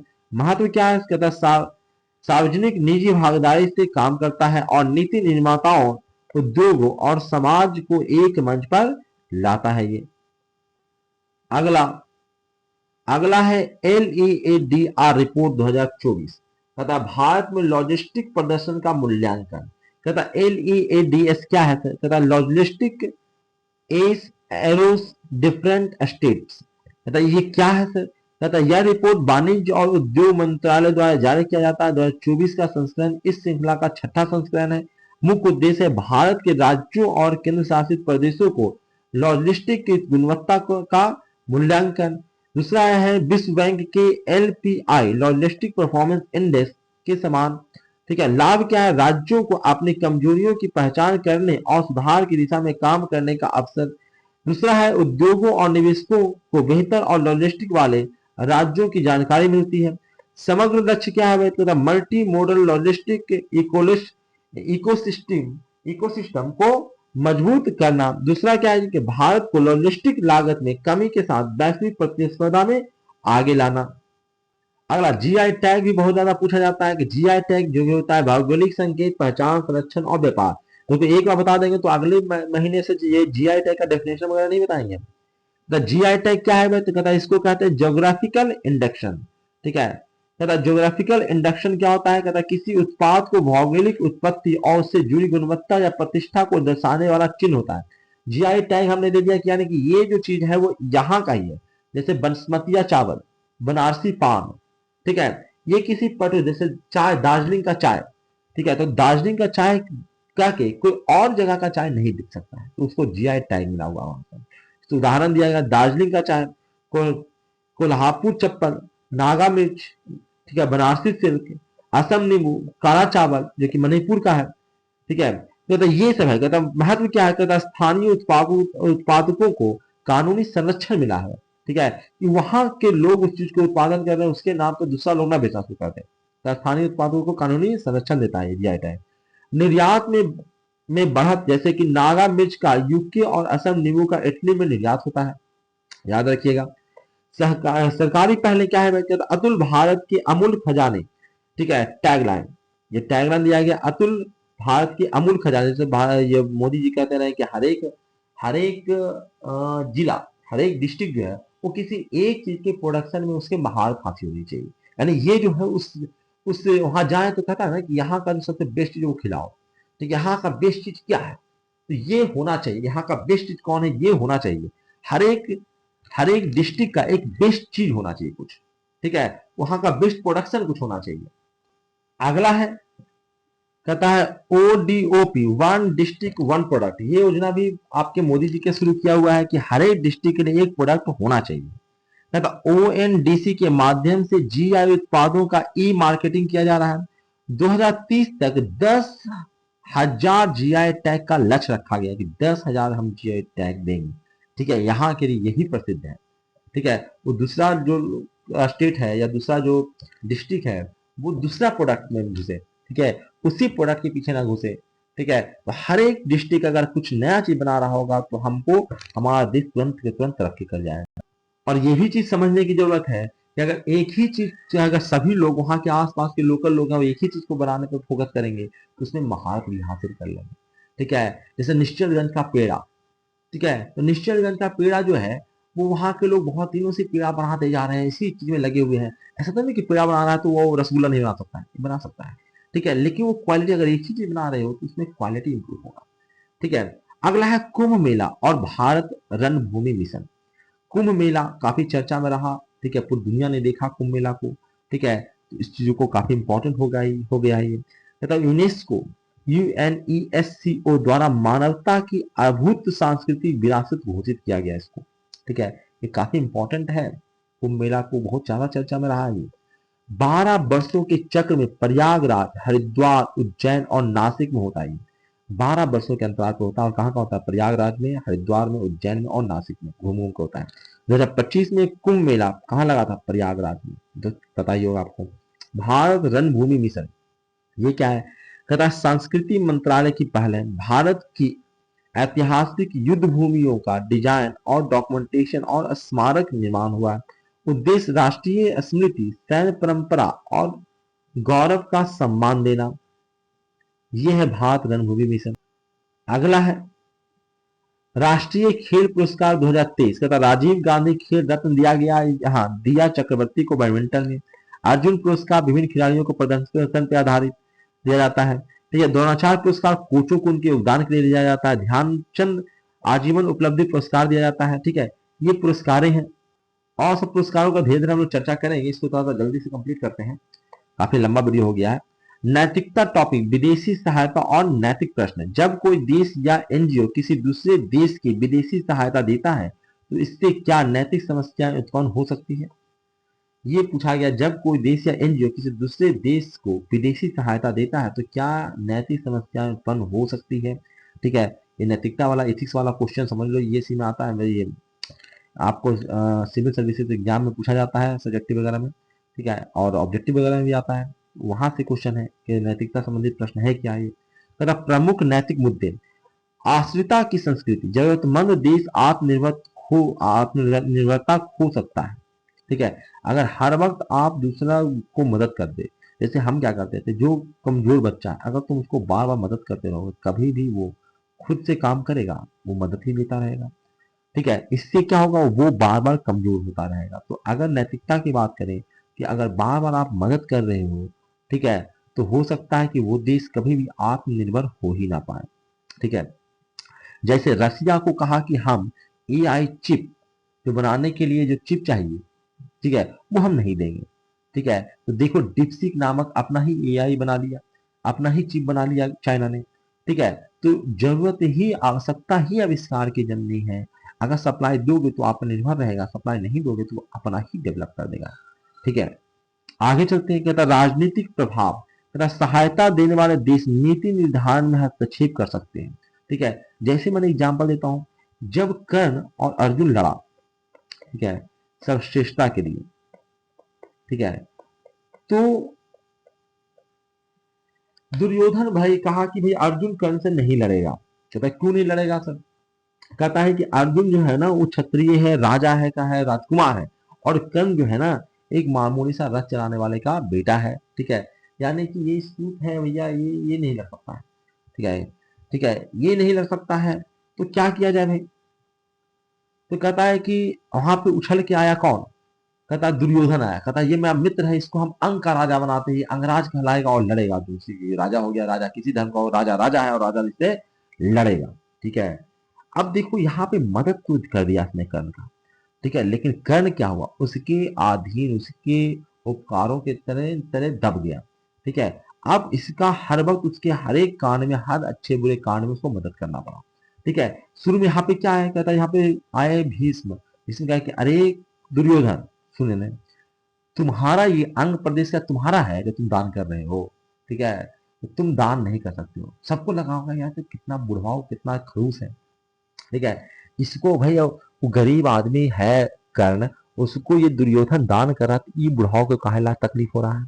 ठीक है, लेकिन वहां पे भीष्म ने बहुत दूर की सोची कि देखो कर्ण ताकतवर है, जब अर्जुन से लड़ने का ये दिखा रहा है, जब अर्जुन सब जगह से जीत गया, इतना देख लिया सब लोग इसको अर्जुन क्या है, उसके बाद भी कर्ण लड़ने का हिम्मत दिखा रहा है, इसका मतलब कर्ण के पास ताकत है।